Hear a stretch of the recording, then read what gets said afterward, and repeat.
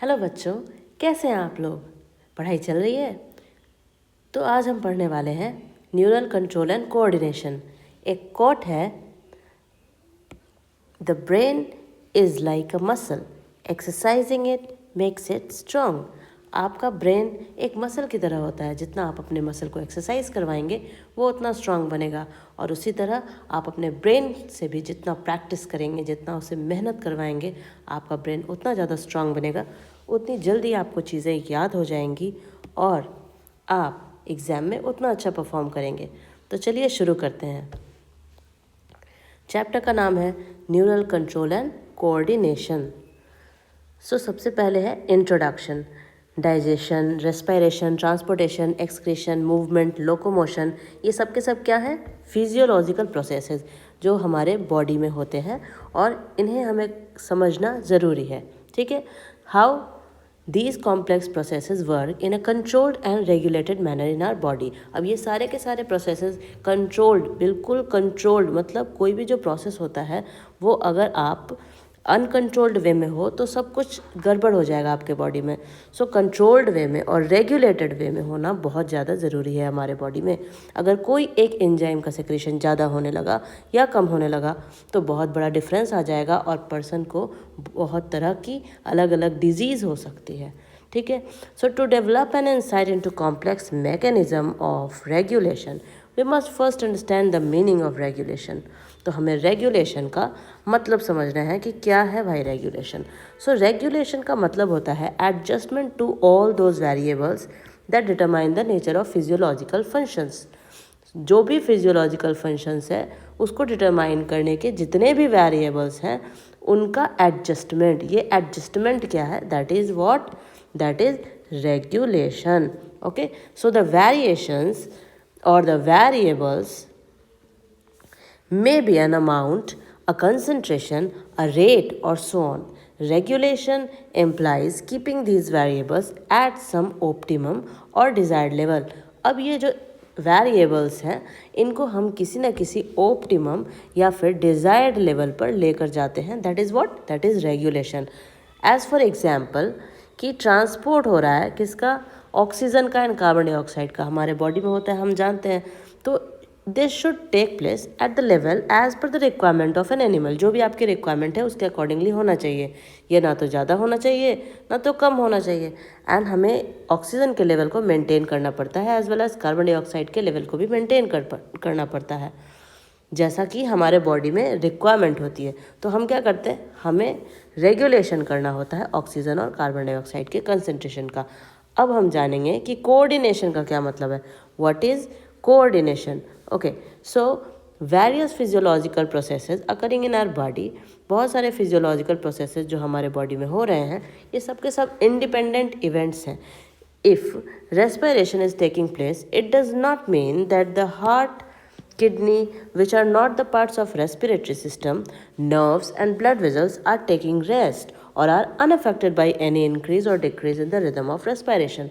सीधी तौर पे कहा जा रहा है कि जब रेस्पिरेशन हो रहा है तो इसका मतलब ये नहीं होता कि हमारा हार्ट, किडनी और बाकी जो फिजियोलॉजिकल प्रोसेसेस है वो आराम कर रहे हैं।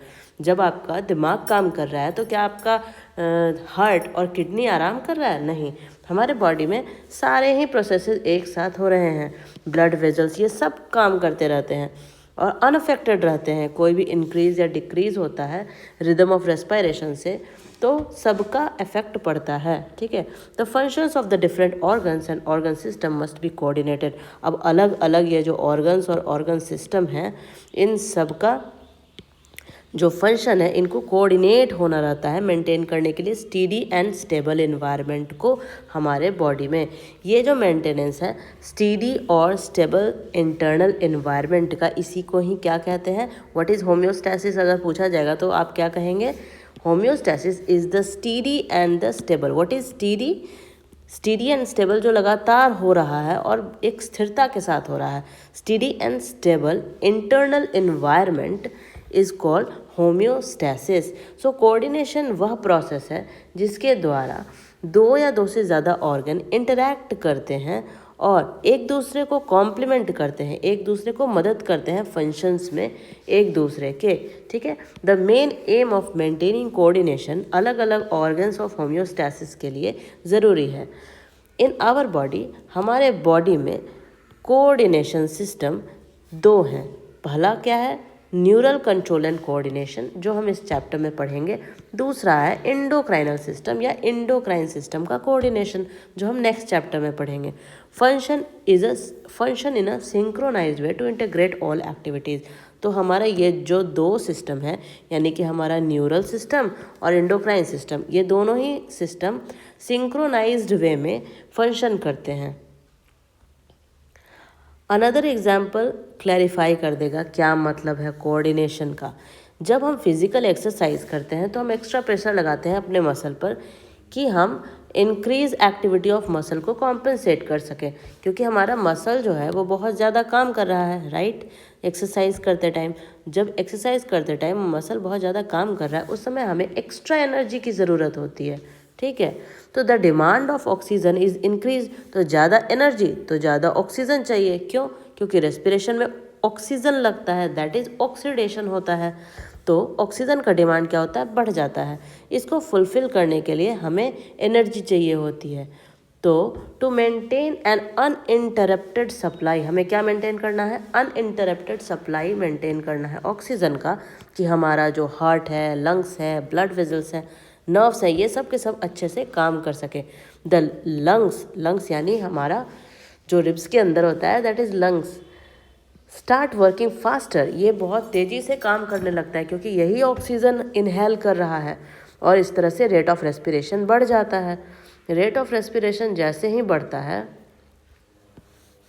तो inspiration and expiration speed up हो जाता है, यानी बहुत तेज़ी से व्यक्ति सांस लेने लगता है। श्वास जो ब्रीदिंग का जो प्रोसेस है बहुत स्पीड अप हो जाता है, और ऑक्सीजनेशन होता है ब्लड का। इसी तरह से हार्ट बीट भी इंक्रीज़ हो जाती है, और हार्ट का जो पंपिंग एक्शन है, यानी जो हार्ट ब्लड को पंप कर रहा है पूरे बॉडी में, वो भी बढ़ जाता है, मेंटेन करने के लिए कि ज़्यादा ब्लड सप्लाई हो पूरे ब्लड वेजल्स में।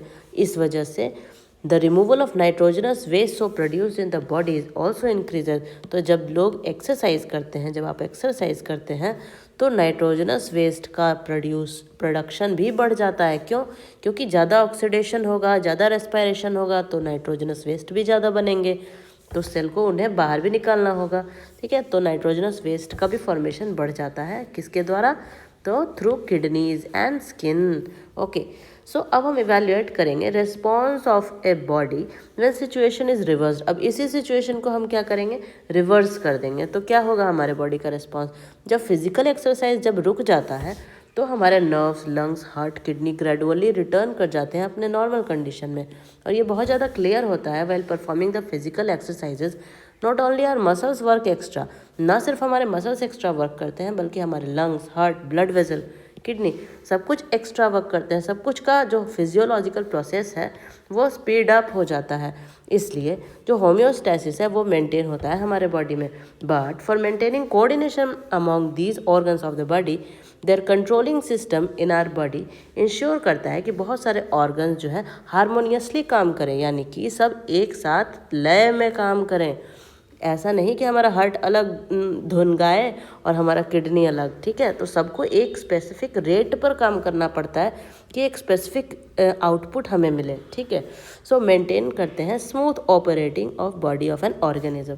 तो in our body the neural system and the endocrine system jointly coordinate करता है और इंटीग्रेट करता है सारे एक्टिविटीज़ को ऑफ द ऑर्गन्स। इसलिए ये फंक्शन करते हैं किसमें? तो सिंक्रोनाइज्ड फैशन में, मतलब एक दूसरे के साथ लय में काम करते हैं। न्यूरल सिस्टम प्रोवाइड करता है ऑर्गेनाइज्ड नेटवर्क या point two point connection quick coordination के लिए। न्यूरल कोऑर्डिनेशन फास्ट होता है क्योंकि ये point two point connection provide करता है between the neural system and the body organ. Connection is with the help of network of nerves of the body. अब ये जो कनेक्शन, ये जो पॉइंट टू पॉइंट कनेक्शन की बात हुई, ये किस वजह से होता है? ये नेटवर्क ऑफ नर्व्स की वजह से होता है। न्यूरल सिस्टम या न्यूरल कोऑर्डिनेशन फास्ट होता है, बहुत ज़्यादा तेज़ होता है और बहुत कम समय का होता है, शॉर्ट लिव्ड होता है। कंटिन्यूसली रेगुलेट करने के लिए सेलुलर फंक्शंस को बॉडी में एक special kind of coordination and integration को प्रोवाइड करना पड़ता है। ये फंक्शन कैरिड आउट होता है by chemicals called hormones. The endocrine system provide करता है केमिकल कोऑर्डिनेशन हार्मोन्स के द्वारा। ये लेसन फोकस करता है on the neural system of the human, mechanism of neural coordination, जैसे ट्रांसमिशन कैसे हो रहा है नर्व इम्पल्स का कंडक्शन कैसे हो रहा है, साइनेप्स के अक्रॉस फिजियोलॉजिकल रिफ्लेक्स एक्शन क्या है, और sensory reception and processing end of sense organ, इनको भी पढ़ना है, जिसमें हमारा ये जो सेंस ऑर्गन का प्रोसेसिंग है, सेंस ऑर्गन का जो प्रोसेसिंग है ये हमें नीट के सिलेबस से हटा दिया गया है, तो हम इसे नहीं पढ़ेंगे। ठीक है, तो हम शुरू करते हैं अपना न्यूरल सिस्टम। न्यूरल सिस्टम सारे ऑर्गेनिजम्स का किस चीज़ से बना होता है? ये बना होता है स्पेशलाइज्ड सेल से, जिन्हें कहते हैं न्यूरॉन्स, जो कहलाते हैं नर्व सेल्स भी, और इन्हें न्यूरॉन्स कहते हैं और नर्व सेल्स भी कहते हैं या नर्व फाइबर भी कहते हैं। इन्यूमरेबल बिट्स ऑफ इंफॉर्मेशन, अनंत, मतलब जिनको आप गिन नहीं सकते, इतने इन्फॉर्मेशन प्रेजेंट हैं हमारे चारों तरफ। And these bits of information कहलाते हैं क्या? Stimuli. In bits of information को क्या कहते हैं? स्टिमुलाई कहते हैं। और ये स्टिमुलाई प्लूरल वर्ड है, बहुत सारे स्टिमुलस को बोलेंगे एक बार में। स्टिमुलाई सिंगुलर स्टिमुलस है। ठीक है, तो ये स्टिमुलस कौन कौन से हैं? जैसे touch, pain, heat, cold, sound, light, smell, taste, vibration, ये सब के सब अलग अलग तरह के स्टिमुलाई हैं। These must be some structures present in our body.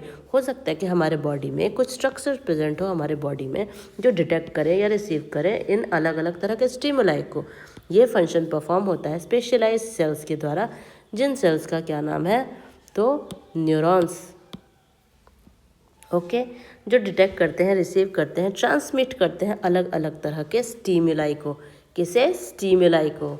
Okay, सो ये जो डिटेक्शन हो रहा है, the detecting and receiving neurons, these detecting and receiving neurons are present in sensory organs. जो भी हमारे सेंसरी ऑर्गन्स हैं उनमें ये डिटेक्ट करने वाले और रिसीव करने वाले न्यूरॉन्स में पाए जाते हैं। देयर आफ्टर ये स्टिमुलाई इंटीग्रेट होते हैं डिटरमाइन करने के लिए कि क्या रिस्पॉन्स होगा हमारे बॉडी का। ठीक है, सो डिफरेंट एनिमल पजेस करते हैं अलग अलग लेवल ऑफ न्यूरल ऑर्गेनाइजेशन। मतलब न्यूरॉन जो है वो अलग अलग तरह का न्यूरल सिस्टम है हर ऑर्गेनिज्म में। द न्यूरल ऑर्गेनाइजेशन बहुत ज़्यादा सिंपल होता है लोअर इनवर्टेब्रेट्स के लिए। लोअर इनवर्टेब्रेट्स में कौन आते हैं? जैसे प्लेटीहेल्मिन्थस, हाइड्रा, सिलेंट्राटा, टेनोफोरा, ये सब के सब क्या है? लोअर इनवर्टेब्रेट्स हैं। तो इन सब के केस में क्या होगा? न्यूरल ऑर्गेनाइजेशन बहुत ज़्यादा सिंपल होगा। फॉर एग्जाम्पल, अगर हम हाइड्रा का एग्जाम्पल लें तो इसमें क्या होता है? The neurons are linked to one another forming a nerve net और प्लेक्सस। इसमें क्या होता है कि न्यूरॉन जो होता है वो लिंक्ड रहता है एक दूसरे से और बनाता है एक नर्व नेट या plexus. Neural system better organised होता है जब हम इंसेक्ट्स की बात करते हैं, आर्थ्रोपोडा, जो कि ऑल्सो एक इनवर्टेब्रेट है। Where a brain is present along with a number of ganglia. याद रखना है कि इंसेक्ट में ब्रेन कैसे प्रेजेंट होता है? इंसेक्ट में ब्रेन प्रेजेंट होता है with a number of ganglia and neural tissue. Vertebrates के पास ज़्यादा डेवलप्ड न्यूरल सिस्टम होता है और इनके पास सेवरल डिवीजन्स होते हैं न्यूरल सिस्टम के। अब अगर हमसे सवाल पूछा जाता है कि कोऑर्डिनेशन का मतलब क्या है, तो आप बता देंगे कि coordination of the body implies that various organs present in the body interact and complement the function of one another. It implies that the body organs do not work independently, rather they work in a synchronized fashion.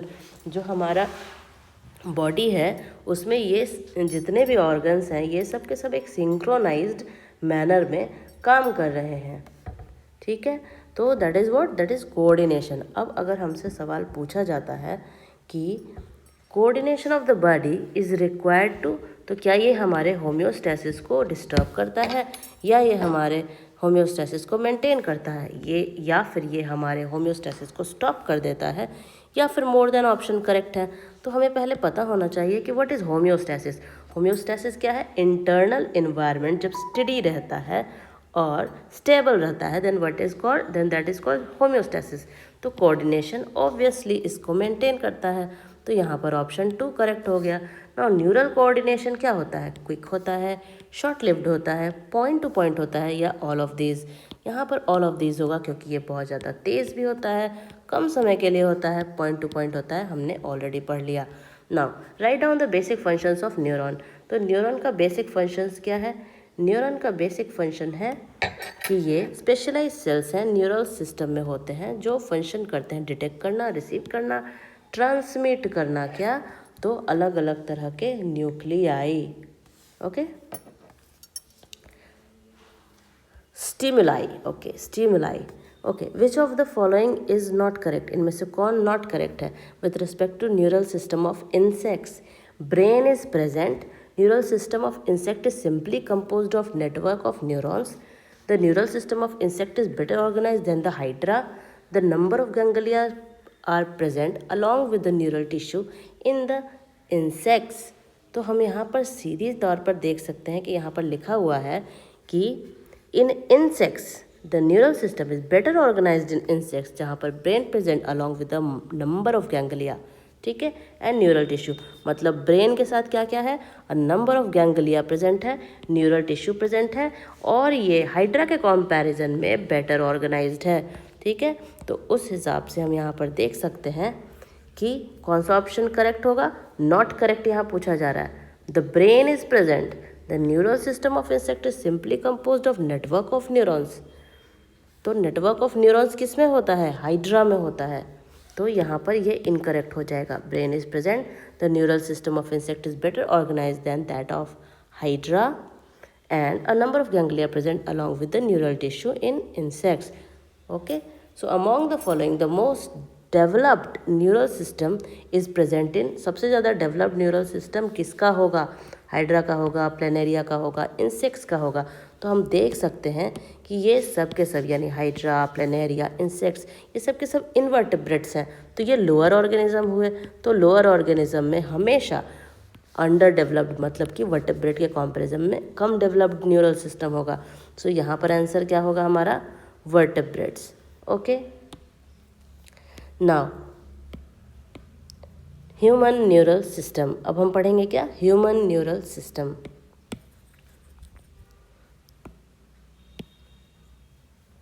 Human के पास एक elaborate और well developed neural system है। क्या है human के पास? क्यों है भला बताओ?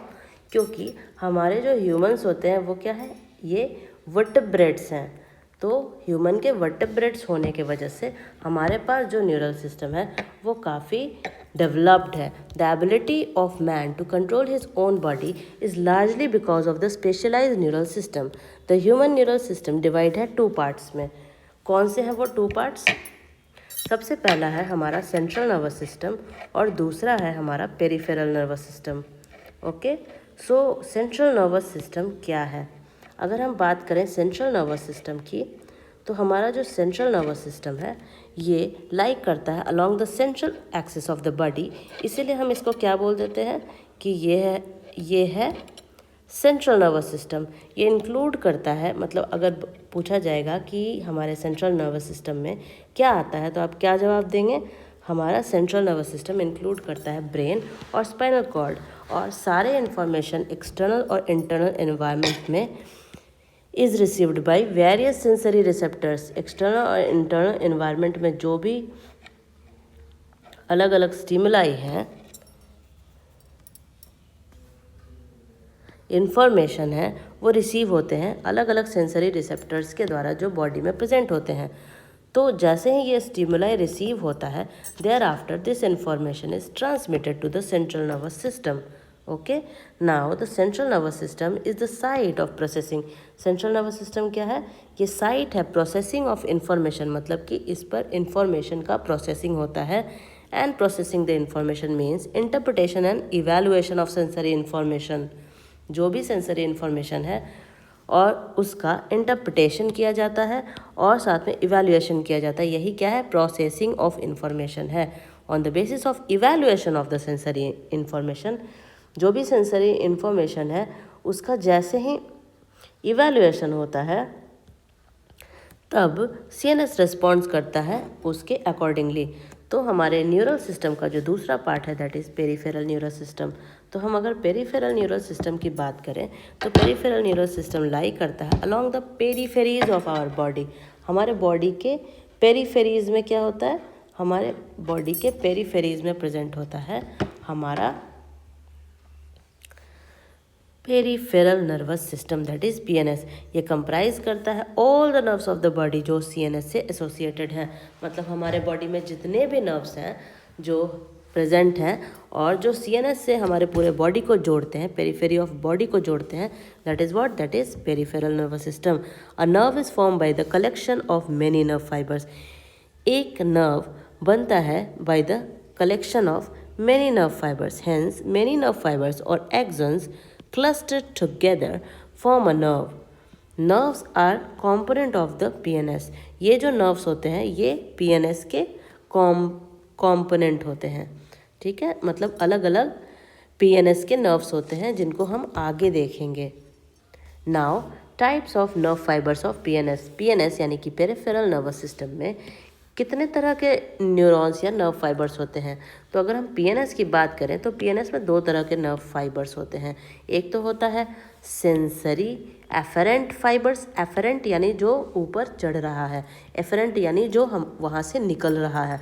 तो सेंसरी या afferent nerve fibres, that is the efferent nerve fibres transmit करता है इम्पल्स को, कहाँ से, टिश्यू से, ऑर्गन से, कहाँ लेकर जाता है, ये सीएनएस को लेकर के जाता है। The efferent nerve fibres are also called sensory nerve fibres, ठीक है। तो अगर A for afferent nerve fibres की बात हुई तो याद रखना है वही सेंसरी नर्व फाइबर है। The function of these nerve fibres is to carry the sensory information, कहाँ से, वेरियस टिश्यूज से एंड ऑर्गन से of the body towards the CNS. कहाँ लेकर जाएगा, सीएनएस को लेकर के जाएगा। कहाँ से लेकर के जाएगा, जहाँ भी इंफॉर्मेशन आया, जहाँ भी स्टिमुलाई हुआ वहाँ से लेकर के जाएगा, ठीक है। तो CNS can accordingly respond and control the body. इसी तरह से हमारा जो सीएनएस है ये अकॉर्डिंगली रिस्पॉन्ड करेगा, जिस तरह का स्टिमुलाई आया है उसके अकॉर्डिंगली। सो द मोटर यानी एफेक्टर फाइबर्स जो होंगे, the efferent nerve fibres transmit करेंगे रेगुलेटरी इम्पल्सेस को from CNS to the concerned peripheral tissues या organ. The efferent nerve fibers are also called motor nerve fibers. Efferent nerve fibers को motor nerve fibers भी कहते हैं, ठीक है। The function of these nerve fibers is to carry regulatory information from CNS to the concerned peripheral tissue.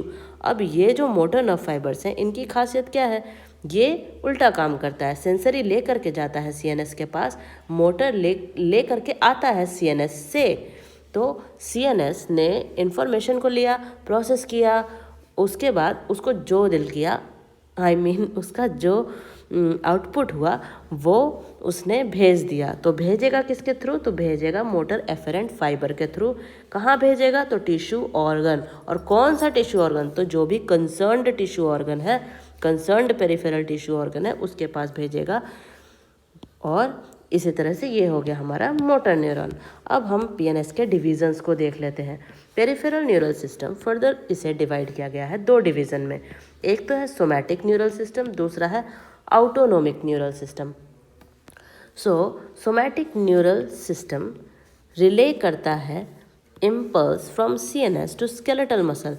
जहाँ भी somatic की बात आई, मतलब ये क्या करेगा, रिले करेगा इम्पल्स को from CNS to skeletal muscle. मतलब कहाँ से कहाँ जा रहा है, सीएनएस से जा रहा है हमारे वॉलंटरी मसल्स तक। सीएनएस से कहाँ जा रहा है, वॉलंटरी मसल तक जा रहा है। That is what, that is somatic neural system of our body. Okay, now the somatic neural system बना होता है of those efferent nerve fibers which transmit regulatory impulses from CNS to the concerned skeletal muscle of the body. Now, अब आता है हमारा autonomic neural system.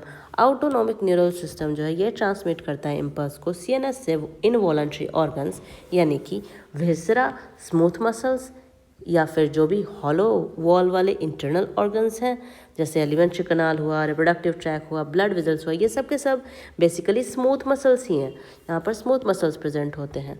Okay, सो हमें याद रखना है कि यहाँ पर वॉलंटरी को जा रहा था फ्रॉम सीएनएस, और ऑटोनोमिक में सीएनएस से कहाँ जा रहा है, इनवॉलंटरी को जा रहा है, और इनवॉलंटरी हमारे सारे के सारे स्मूथ मसल्स होते हैं। स्मूथ मसल्स जहाँ भी प्रेजेंट होंगे तो वहाँ पर कौन सा न्यूरल सिस्टम लगेगा, that is autonomic neural system. ये क्वेश्चन कई बार आते हैं, इसलिए आपको याद में रखना है। ग्लैंड्स ऑफ द बॉडी, ये सब क्या है, ये सब इनवॉलंटरी है, मतलब आप तो किसी ग्लैंड को रेगुलेट नहीं करते आपकी मर्जी से, तो पिट्यूटरी से हार्मोन नहीं निकल रहा है, ग्रोथ हार्मोन, ना कि थायराइड हार्मोन रिलीज हो रहा है, तो ये सब क्या है, इनवॉलंटरी प्रोसेसेस हैं। Autonomic neural system that is ANS बना होता है, consist of those efferent nerve fibres, efferent nerve fibres जो ट्रांसमिट करते हैं regulatory impulses from CNS to concerned involuntary muscle organ या तो ग्लैंड ऑफ द बॉडी। ठीक है। नाउ विसरल नर्वस सिस्टम, हमारा विसरल नर्वस सिस्टम क्या है, तो विसरल नर्वस सिस्टम पार्ट है हमारे पेरिफेरल नर्वस सिस्टम का, जो बना होता है होल कॉम्प्लेक्स नर्व से, फाइबर से, गैंग्लिया से, प्लेक्सस से, बाय विच इम्पल्स ट्रैवल करता है from central nervous system to the viscera and from the viscera to the central nervous system. याद रखना है कहाँ से कहाँ हो रहा है नर्व इम्पल्स का ट्रांसमिशन, विसरा, विसरा से कहाँ हो रहा है, सेंट्रल नर्वस सिस्टम से कहाँ हो रहा है, विसरा, और फिर विसरा से कहाँ हो रहा है, सेंट्रल नर्वस सिस्टम। ओके, इस तरह का है, सेंट्रल नर्वस सिस्टम से विसरा और विसरा से सेंट्रल नर्वस सिस्टम। ओके, तो ये है हमारा क्या, विसरल नर्वस सिस्टम। नेक्स्ट है क्या, ऑटोनोमिक न्यूरल सिस्टम, जिसको अब हम पढ़ेंगे। तो ऑटोनोमिक न्यूरल सिस्टम डिवाइडेड है, डिवीज़न है पीएनएस का, that is peripheral nervous system का, जो प्ले करता है एक इंपॉर्टेंट रोल फाइन ट्यूनिंग में of the bodies internal environment. हमारे बॉडी के इंटरनल इन्वायरमेंट की फाइन ट्यूनिंग कौन करता है, हमारे बॉडी के इंटरनल इन्वायरमेंट की फाइन ट्यूनिंग करता है हमारा autonomic neural system. Structurally and functionally autonomic neural system या एएनएस फर्दर क्लासिफाइड किया गया है दो सेपरेट सब सिस्टम्स में, एक तो है सिंपैथेटिक न्यूरल सिस्टम और दूसरा है parasympathetic neural system. Okay, so sympathetic and parasympathetic neural system have antagonistic opposite effects on the organ. मतलब कि पीएनएस अगर ब्लड प्रेशर बढ़ाएगा तो पैरासिम्पैथेटिक ब्लड प्रेशर घटाएगा। ठीक है, so this is because of the different natures of the neurotransmitters. ऐसा क्यों होता है, ये न्यूरोट्रांसमीटर के अलग अलग नेचर के होने के कारण ऐसा होता है by the actions of the sympathetic and parasympathetic neural system. Parasympathetic neural system, the neurotransmitter between axons of the neuron and target organ is acetylcholine. जब भी बात होती है पैरासिम्पैथेटिक न्यूरल सिस्टम की, तो जो न्यूरोट्रांसमीटर यूज होगा that is what, that is acetylcholine. Okay, and sympathetic neural system, neurotransmitter between the action and the neuron use होगा एड्रेनालिन एंड नोरएड्रेनालिन। तो यहाँ याद रखना है कि सिंपैथेटिक यानी नोरएड्रेनालिन एंड एड्रेनालिन ये एक्साइट करेगा, ब्लड प्रेशर को बढ़ाएगा। पैरासिम्पैथेटिक इसका एंटागोनिस्टिक है। ठीक है, इसमें एसिटाइलकोलिन नाम का न्यूरोट्रांसमीटर यूज़ होगा और ये ब्लड प्रेशर को क्या करेगा, घटाएगा, सप्रेस करेगा, क्योंकि ये दोनों एक दूसरे के एंटागोनिस्टिक हैं। ये जो भी करेगा उसको ये घटाएगा, ये अगर बढ़ाएगा तो ये घटाएगा। Okay, now if the sympathetic nerve ending excites a particular organ, the parasympathetic usually inhibits it. Okay, so thus depending on which two paths is selected by the CNS, an arriving signal will either stimulate or inhibit a particular function. This can be exemplified by following examples. अब हम इसका examples भी देख लेते हैं। Okay, सो सबसे पहला है हमारे हार्ट पर क्या इफेक्ट पड़ता है। तो सिंपैथेटिक न्यूरल सिस्टम एक्सेलरेट कर देता है हार्ट बीट को, एक्साइट करता है, हमने पहले ही देखा। वेराज पैरासिम्पैथेटिक न्यूरल सिस्टम जो है ये स्लो डाउन कर देता है हमारे हार्ट बीट को। Now effect on secretions of salivary glands, sympathetic neural system inhibit कर देता है हमारे सलाइवा का सेक्रीशन। याद रखना है यहाँ पर सिंपैथेटिक क्या कर रहा है, हमारे सलाइवा का सेक्रेशन को इनहिबिट कर दे रहा है फ्रॉम सलाइवरी ग्लैंड, जबकि पैरासिम्पैथेटिक न्यूरल सिस्टम जो है ये स्टिमुलेट कर देता है सलाइवरी ग्लैंड को। ओके, तो इसलिए सलाइवा का सेक्रेशन बढ़ जाता है। नाउ दस एन ऑर्गन यूजुअली रिसीव करता है nerves from both visceral neural system यानी कि sympathetic and parasympathetic neural system is subjected to effects of two opposing neurotransmitters, तो इसलिए दो अपोजिंग न्यूरोट्रांसमीटर्स काम करते हैं and the organ will show the effect according to the neural system being stimulated. So यहाँ हम देख सकते हैं सेंट्रल नर्वस सिस्टम, इसने रेगुलेटरी इम्पल्स भेजा, कहाँ भेजा, स्केलेटल को भेजा और इनवॉलंटरी ऑर्गन को भेजा। इनवॉलंटरी ऑर्गन को भेजा तो दैट इज एएनएस, और स्केलेटल मसल को भेजा then that is SNS, somatic neural system. And यहाँ पर autonomic neural system. Now autonomic neural system two parts, sympathetic and parasympathetic. Internal environment जो हमारा है, ये सेंसरी न्यूरॉन्स जाएगा कहाँ, सेंट्रल नर्वस सिस्टम, और central nervous system external environment से सेंसरी न्यूरॉन जाएगा कहाँ, तो सेंट्रल नर्वस सिस्टम में, ठीक है। और हमारा ये जो सेंट्रल नर्वस सिस्टम है, ये central nervous system motor neuron से हमारे इंटरनल इन्वायरमेंट और एक्सटर्नल इन्वायरमेंट दोनों को ही रेगुलेट करेगा। सो अगर हमसे पूछा जाएगा कि हमारे सीएनएस का क्या रोल है, तो आप क्या बताएंगे कि सीएनएस क्या है, सीएनएस साइट है of information processing and control, and the information जो रीच करता है सीएनएस को थ्रू एफरेंट न्यूरॉन या फिर sensory nerve fibres of the PNS in the form of electrical impulses. The information is then analyzed and processed in the CNS. Information को उसके बाद क्या किया जाता है, एनालाइज किया जाता है और प्रोसेस किया जाता है CNS में, and then accordingly response is given by the central nervous system through the efferent fibers of the PNS। ठीक है, एक बार फिर से पढ़ लेते हैं। CNS क्या है, what is the role of the CNS in the human body, पूछा जा रहा है कि CNS का काम क्या है। तो CNS साइट है इंफॉर्मेशन प्रोसेसिंग एंड कंट्रोल का, सबसे पहले ये लिख देना है। दूसरा, इंफॉर्मेशन रीच करता है CNS को through the efferent nerve fibres of the PNS in form of electrical impulses, and the information is then analysed and process. तो CNS का दूसरा काम क्या हुआ, पहला तो ये इन्फॉर्मेशन को प्रोसेस किया, कंट्रोल किया, दूसरा इसका काम क्या हुआ, एनालाइज किया और प्रोसेस किया इन्फॉर्मेशन को CNS। उसके बाद ये उसके अकॉर्डिंगली रिस्पॉन्स दिया, ठीक है। और ये रिस्पॉन्स किसके द्वारा गया, ये ई फॉर एफरेंट फाइबर्स के द्वारा गया, दैट इज मोटर फाइबर्स के द्वारा गया of the PNS to the कहाँ, एफेक्टर, जहाँ पर भी स्टिमुलाई हुआ है। तो हम यहाँ पर देख सकते हैं विच among the following is not part of PNS। अगर पूछा जाएगा कि PNS का कौन पार्ट नहीं है, तो आप क्या जवाब देंगे, तो ब्रेन और स्पाइनल कॉर्ड क्या था, हमारा CNS था, ठीक है। ब्रेन और स्पाइनल कॉर्ड क्या है, हमारा CNS है। तो ये हमारा PNS का पार्ट क्या हुआ, नहीं हुआ, तो इसका ऑप्शन क्या सही होगा, that is 4th number. Okay, now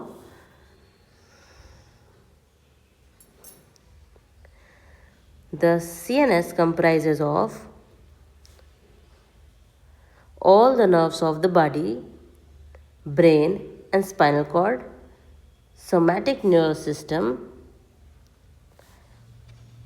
यहाँ पर याद रखना है कि यहाँ ये ऑप्शन नहीं होगा, यहाँ बल्कि ऑप्शन 2 होगा, ठीक है। अमॉन्ग द फॉलोइंग, इनमें से कौन है जो नहीं है CNS का पार्ट, PNS का पार्ट कौन नहीं है, तो ब्रेन PNS का पार्ट नहीं है।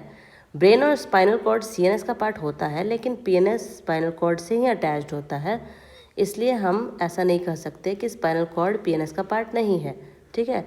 तो अगर क्वेश्चन पूछ रहा है which among the following is not a part of PNS, तो brain is not a part of PNS, cranial nerves is a part of PNS, spine, okay it is not spinal cord, ये spinal nerves लिखा हुआ है। So cranial nerves and spinal nerves both are part of CNS, both are part of PNS, and brain is not the part of PNS. Brain is part of which? Brain is part of CNS. Okay, now CNS comprises of, CNS किस चीज़ का बनता है, CNS बना होता है हमारे brain और स्पाइनल कॉर्ड का, ठीक है। Now neuron as structural and functional unit of neural system. Neuron क्या है, ये स्ट्रक्चरल एंड फंक्शनल यूनिट है न्यूरल सिस्टम का। अब हम न्यूरॉन को थोड़ा सा, या नर्व फाइबर को या नर्व सेल को पढ़ेंगे। नर्व सेल जिसे न्यूरॉन भी कहते हैं, ये स्ट्रक्चरल और फंक्शनल यूनिट है न्यूरल सिस्टम का। On an average human brain बना होता है 100 बिलियन से ज़्यादा न्यूरॉन से, 100 बिलियन यानी 10 न्यूरॉन्स, ओके।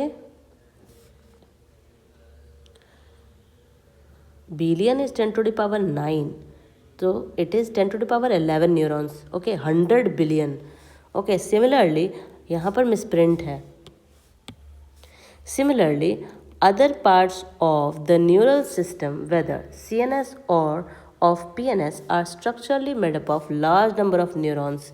क्या कह रहा है कि similarly other parts of the neural system, whether ये CNS हो या PNS हो, ये सब के सब स्ट्रक्चरली बने होते हैं बहुत सारे न्यूरॉन्स के ही।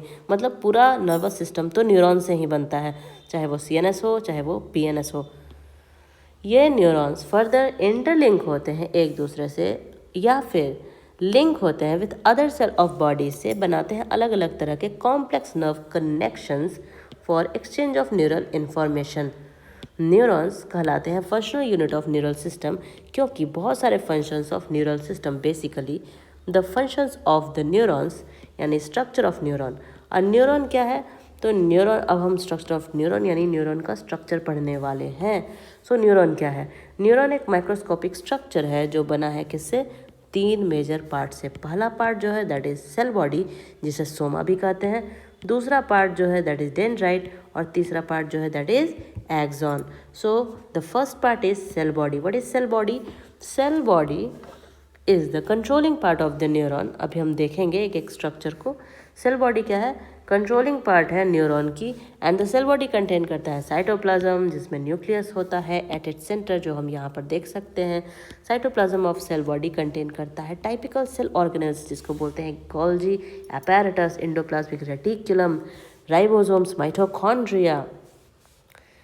साइटोप्लाज्म में क्या होता है? Golgi apparatus, endoplasmic reticulum, ribosome, mitochondria. ठीक है, ये सेल ऑर्गेनेल्स कहाँ होते हैं? ये सेल बॉडी है, इसमें होते हैं। ओके, ये जो पार्ट नज़र आ रहा है ये सेल बॉडी है। ओके, उसके बाद ये ब्रांचेस नज़र आ रहे हैं, ये ब्रांचेस क्या हैं? डेंड्राइट्स हैं। ओके, लेट्स डिस्कस, आगे बढ़ते हैं। द साइटोप्लाज्म ऑल्सो कंटेन करता है सर्टेन ग्रैन्युलर बॉडीज, जिसको बोलते हैं नेसेल्स ग्रैन्यूल्स। ये ग्रैन्युलर बॉडीज देते हैं स्लाइट ग्रे कलर का अपीयरेंस, किसको? साइटोप्लाज्म ऑफ सेल बॉडी को। द फंक्शन ऑफ नेसेल्स ग्रैन्यूल्स, ये जो नेसेल्स ग्रैन्यूल है इसका फंक्शन क्या है? इसका फंक्शन है suppose to be the protein synthesis in the body of neurons. ये नेसेल्स ग्रैन्यूल क्या करता है? प्रोटीन सिंथेसिस करता है। कहाँ? तो न्यूरॉन के बॉडी में। ओके, यहाँ पर जो यहाँ डॉटेड स्ट्रक्चर हमें नज़र आ रहा है इस तरह से, ये जो डॉटेड स्ट्रक्चर यहाँ पर जो नज़र आ रहे हैं वो क्या है? हमारे नेसेल्स ग्रैन्यूल्स हैं। ओके, डेंड्राइट सेकंड कौन सा स्ट्रक्चर है? What is the second structure? That is dendrite. जो हमने यहाँ पर देखा ये क्या है? डेंड्राइट है। सो डेंड्राइट के बारे में अब हम पढ़ेंगे। डेंड्राइट क्या है? From the cell body short fibres, छोटे छोटे फाइबर्स अराइज करते हैं, और ये शॉर्ट फाइबर्स अराइज करते हैं फ्रॉम सेल बॉडी, कहलाते हैं डेंड्राइट्स। डेंड्राइट्स ब्रांच हैं जो रिपीटेडली फर्दर गिव राइज करते हैं smaller fibres. Dendrites also contain करते हैं नेसेल्स ग्रैन्यूल्स, जैसे cell body. Dendrites of one neuron receive करता है इलेक्ट्रिकल इम्पल्स को from different sources other neurons and then transmit करता है इन इम्पल्सेस को towards the cell body of the neuron to which they belong. यानी याद रखना है कि जब भी नर्व इम्पल्स का ट्रांसमिशन होगा तो वो डेंड्राइट के थ्रू आएगा। ठीक है, यहाँ से आया, डेंड्राइट के थ्रू आया, फिर सेल बॉडी के अलॉन्ग एक्सॉन से होते हुए नर्व इंड को गया। ठीक है, हमेशा नर्व इम्पल्स का जो ट्रांसमिशन होगा वो इस डायरेक्शन में होगा, away from cell body towards the nerve end. ठीक है,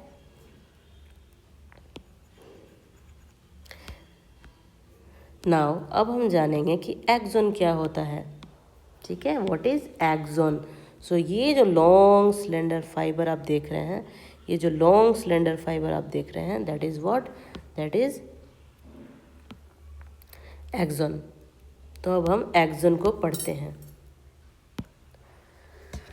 एक्सॉन क्या है? सो एक्सॉन मेजर पार्ट है न्यूरॉन का in the axon, also called nerve fibre. It is long fibre जो अराइज करता है from the cell body. Each neuron में हैव मेनी डेंड्राइट्स। हो सकता है कि एक ही न्यूरॉन में बहुत सारे डेंड्राइट्स हों, but has only one long fibre. लेकिन एक्सॉन हमेशा एक ही रहेगा।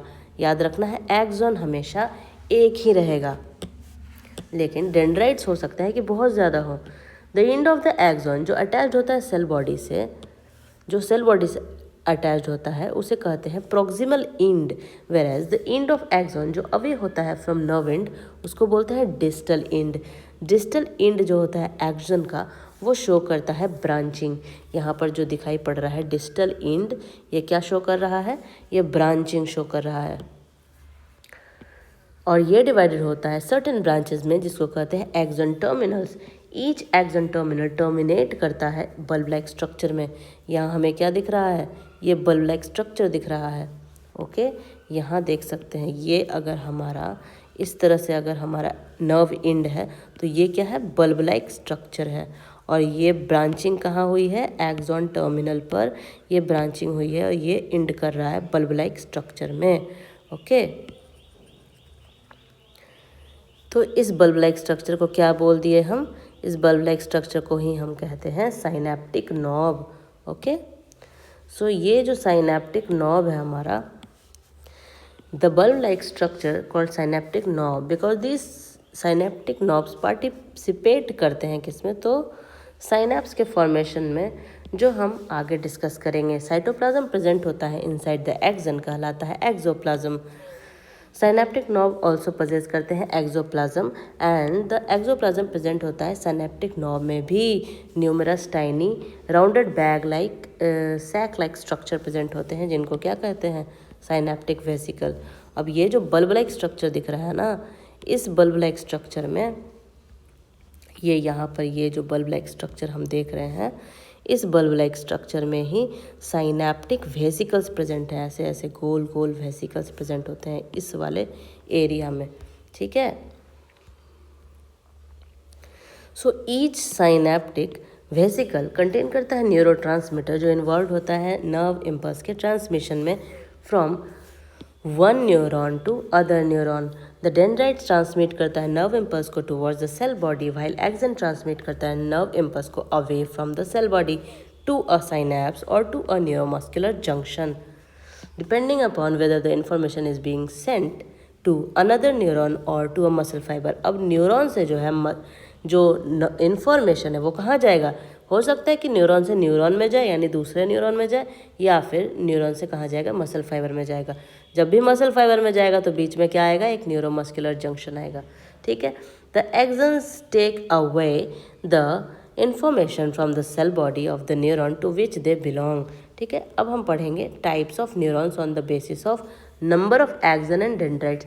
जितना एक्सन और डेंड्राइट है उसके आधार पर न्यूरॉन्स कितने तरह के हैं।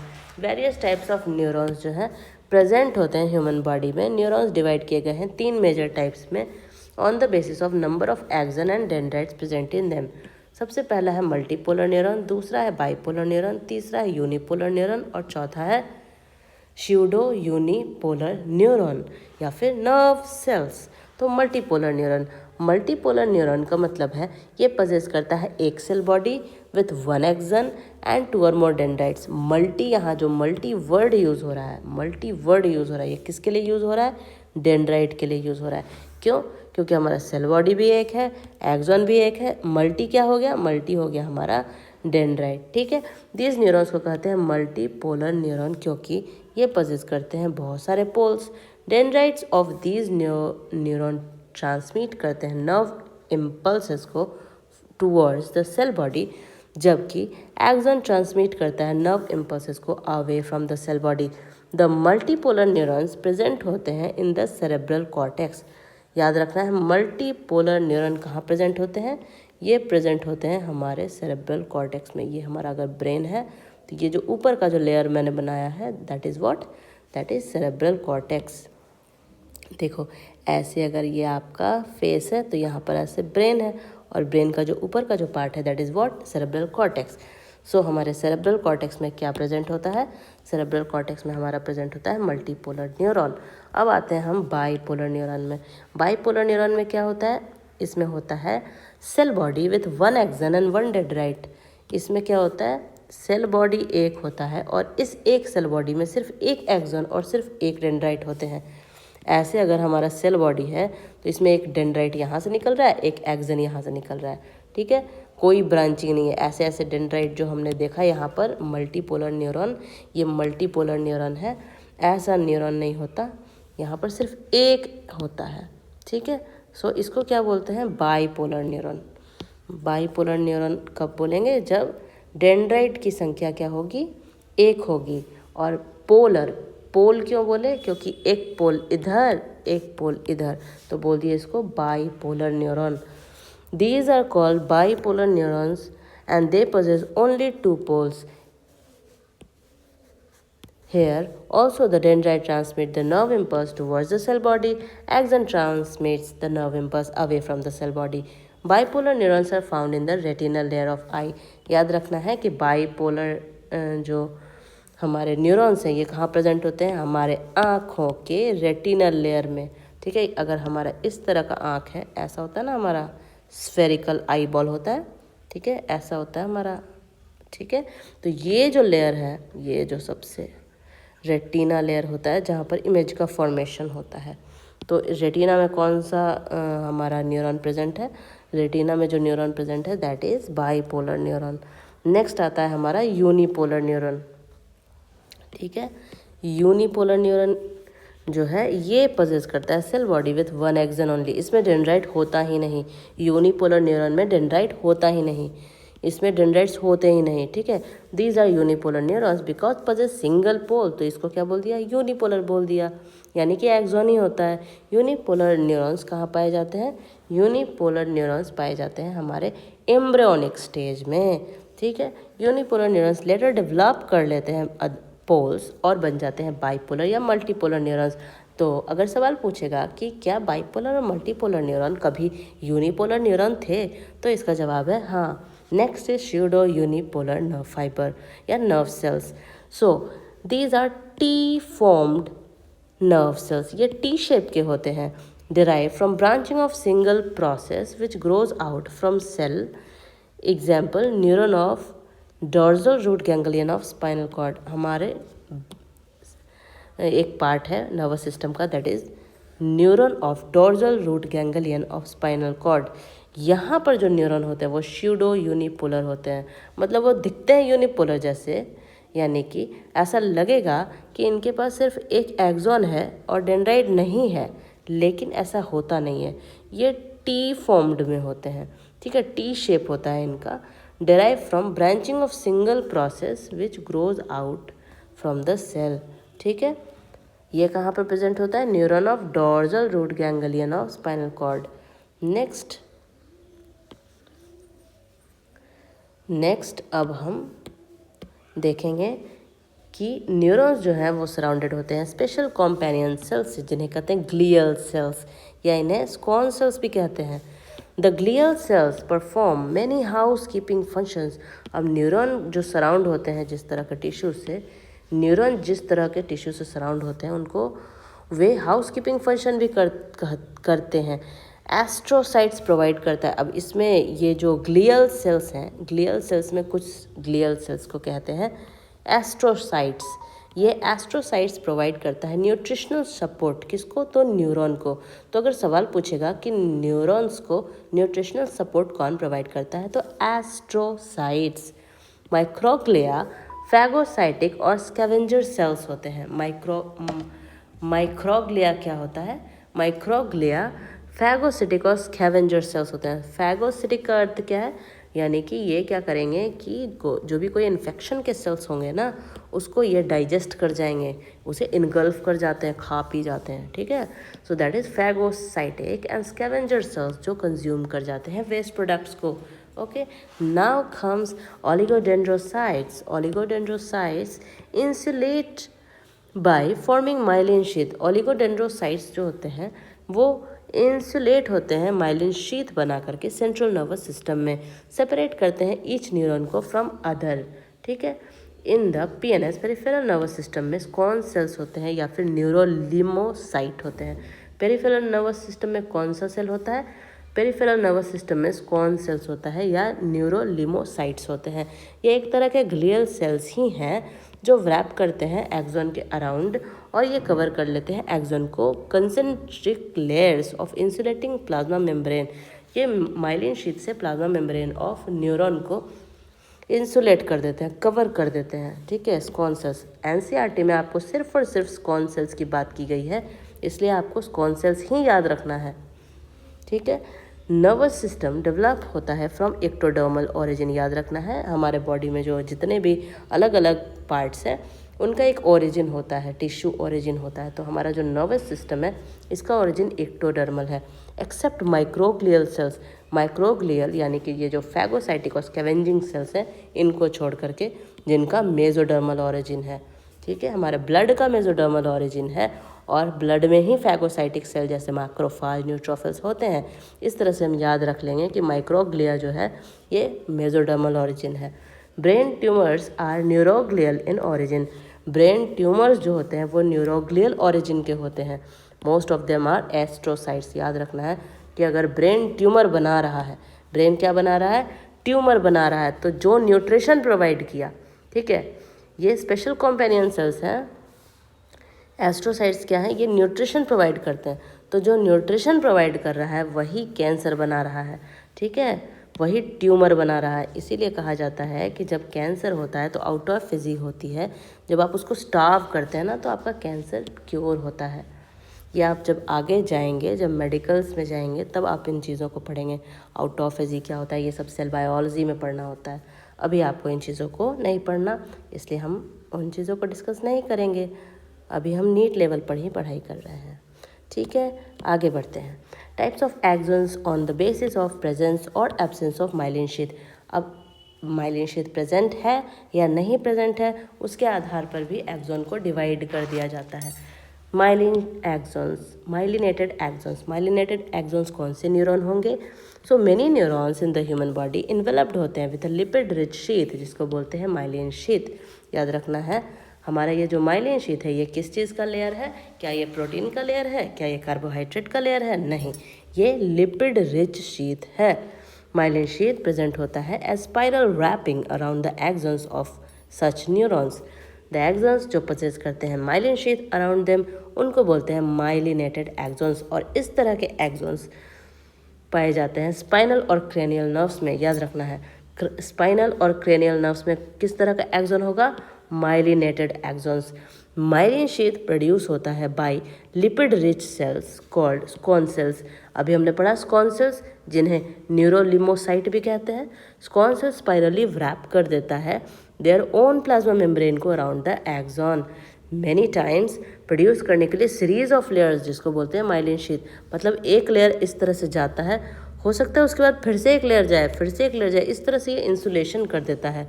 This is not continuous sheath, ये एक कंटिन्यूस शीथ नहीं होता, हो सकता है ऐसे हो, ऐसे हो। Okay, so certain gaps, intervals are present between adjacent sheaths। अब ये जो adjacent sheaths हैं इनके बीच में gaps भी present होते हैं, ठीक है। These gaps which are present between two adjacent myelin sheath is called node of Ranvier। अब ये जो node of Ranvier है ये क्या है? ये gaps है जो हमारे माइलिन शीथ के बीच में प्रेजेंट है। यहाँ पर हम देख रहे हैं कि हमारा न्यूरॉन यहाँ पे ये जो पार्ट है ना, यहाँ पे ऐसे माइलिन शीथ कवर कर लेता है, इस तरह से स्कॉन सेल को कवर कर लिया। उसके बाद यहाँ जो बीच में जो पार्ट बचता है यहाँ पर एक छोटा सा गैप आ जाता है। यही जो गैप होता है इसको क्या बोलते हैं हम? इसको हम बोलते हैं नोड ऑफ रैनवियर। क्या कहते हैं इसे? हम कहते हैं node of Ranvier. Okay, so the myelin sheath and the node of Ranvier का काम क्या है? भला ऐसा किस लिए हुआ? ऐसा हमारे बायोलॉजी में क्यों हुआ? माइलिन शीथ एक्ट करता है as a biological electrical insulation. It creates a region of high electrical resistance on the axon. अब माइलिन शीथ पर इलेक्ट्रिकल रेजिस्टेंस होता है यानी इंसुलेशन होता है, as it is well known that the information travels through an axon in the form of electrical impulse. Axon पर से जो हमारा इंफॉर्मेशन ट्रैवल हो रहा है वो एक इलेक्ट्रिकल इम्पल्स होता है। Just like the electric current flows through the wire, the wrapping of the lipid rich myelin sheath act करता है एक बायोलॉजिकल इंसुलेटर की तरह, और ये फ्लो करवाता है इलेक्ट्रिकल इम्पल्सेस को थ्रू द एक्सन और ज़्यादा। Firstly however at the area जहाँ पर नोड ऑफ रैनवियर है माइलिन शीथ प्रेजेंट होता ही नहीं, तो यहाँ पर क्या होता है? So myelin sheath does not possess any kind of insulation, so flow of electric impulse यहाँ पर इंसुलेट हो जाता है। So hence there is free flow of electric impulse. इसलिए नोड ऑफ रैनवियर पर क्या होता है? फ्री फ्लो होता है इलेक्ट्रिक इम्पल्स का। ठीक है। नोड ऑफ रैनवेयर पर क्या होगा, फ्री फ्लो होगा इलेक्ट्रिक इम्पल्स का, ठीक है। सो नॉन माइलिनेटेड एक्सॉन्स या अनमाइलिनेटेड एक्सॉन्स में अब हम पढ़ेंगे unmyelinated nerve fibres also enclosed होता है स्कॉन सेल से, लेकिन यानी स्कॉन सेल अगर नर्व्स है तो वो स्कॉन सेल्स तो वहाँ रहेगा ही, लेकिन यहाँ पर जो स्कॉन सेल्स रहेगा वो माइलिन प्रोड्यूस ही नहीं करेगा, इंस्टेड फॉर्म न्यूरिलेमा। ये क्या प्रोड्यूस करता है, ये न्यूरिलेमा प्रोड्यूस करता है जो शीथ ऑफ स्कॉन होता है। न्यूरिलेमा नहीं पाया जाता है सीएनएस में, न्यूरिलेमा क्या होता है, नहीं पाया जाता है सीएनएस में। नोड ऑफ रैनवेयर एब्सेंट होता है अनमाइलिनेटेड एक्सॉन्स में, और माइलिन शीथ ही नहीं है तो नोड ऑफ रैनवेयर कहाँ पर रहेगा, अनमाइलिनेटेड एक्सॉन्स में। No biological electrical insulation provided to unmyelinated neuron, जहाँ भी अनमाइलिनेटेड न्यूरॉन आ गया तो कोई भी इलेक्ट्रिकल इंसुलेशन है ही नहीं of the presence of myelin sheath around them, ठीक है। So unmyelinated nerve fibres commonly found in autonomous and somatic neural system. याद रखना है अनमाइलिनेटेड नर्व फाइबर्स जो हैं वो कहाँ पाए जाते हैं, वो autonomic and somatic neural system में पाए जाते हैं, ठीक है। नाउ सवाल आता है कि how many actions and dendrites present in multipolar and bipolar neuron. Multipolar और बाईपोलर न्यूरॉन में कितने एक्सॉन्स और डेंड्राइट्स प्रेजेंट हैं, तो हमने पहले ही डिस्कस कर लिया कि मल्टीपोलर न्यूरॉन में एक एक्सॉन प्रेजेंट होता है और बहुत सारे डेंड्राइट प्रेजेंट होते हैं, जबकि बाईपोलर न्यूरॉन में सिर्फ एक एक्सॉन प्रेजेंट होता है और एक डेंड्राइट प्रेजेंट होता है, ठीक है। Bipolar neurons are found in, bipolar neurons आखिर कहाँ पाए जाते हैं, बाईपोलर न्यूरॉन्स पाए जाते हैं हमारे आई के रेटिना में, हमने पढ़ लिया है।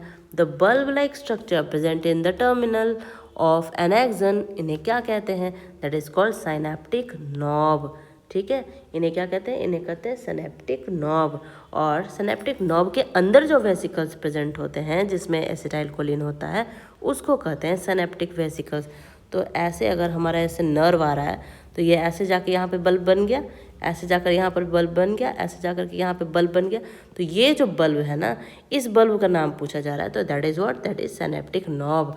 और इस बल्ब के अंदर, ठीक है, इस बल्ब के अंदर ऐसे ऐसे छोटा छोटा वेसिकल्स होता है। इस वेसिकल का नाम क्या है, इस वेसिकल का नाम है synaptic vesicle, okay. Next example है right down the role of myelin sheath in the myelinated axon.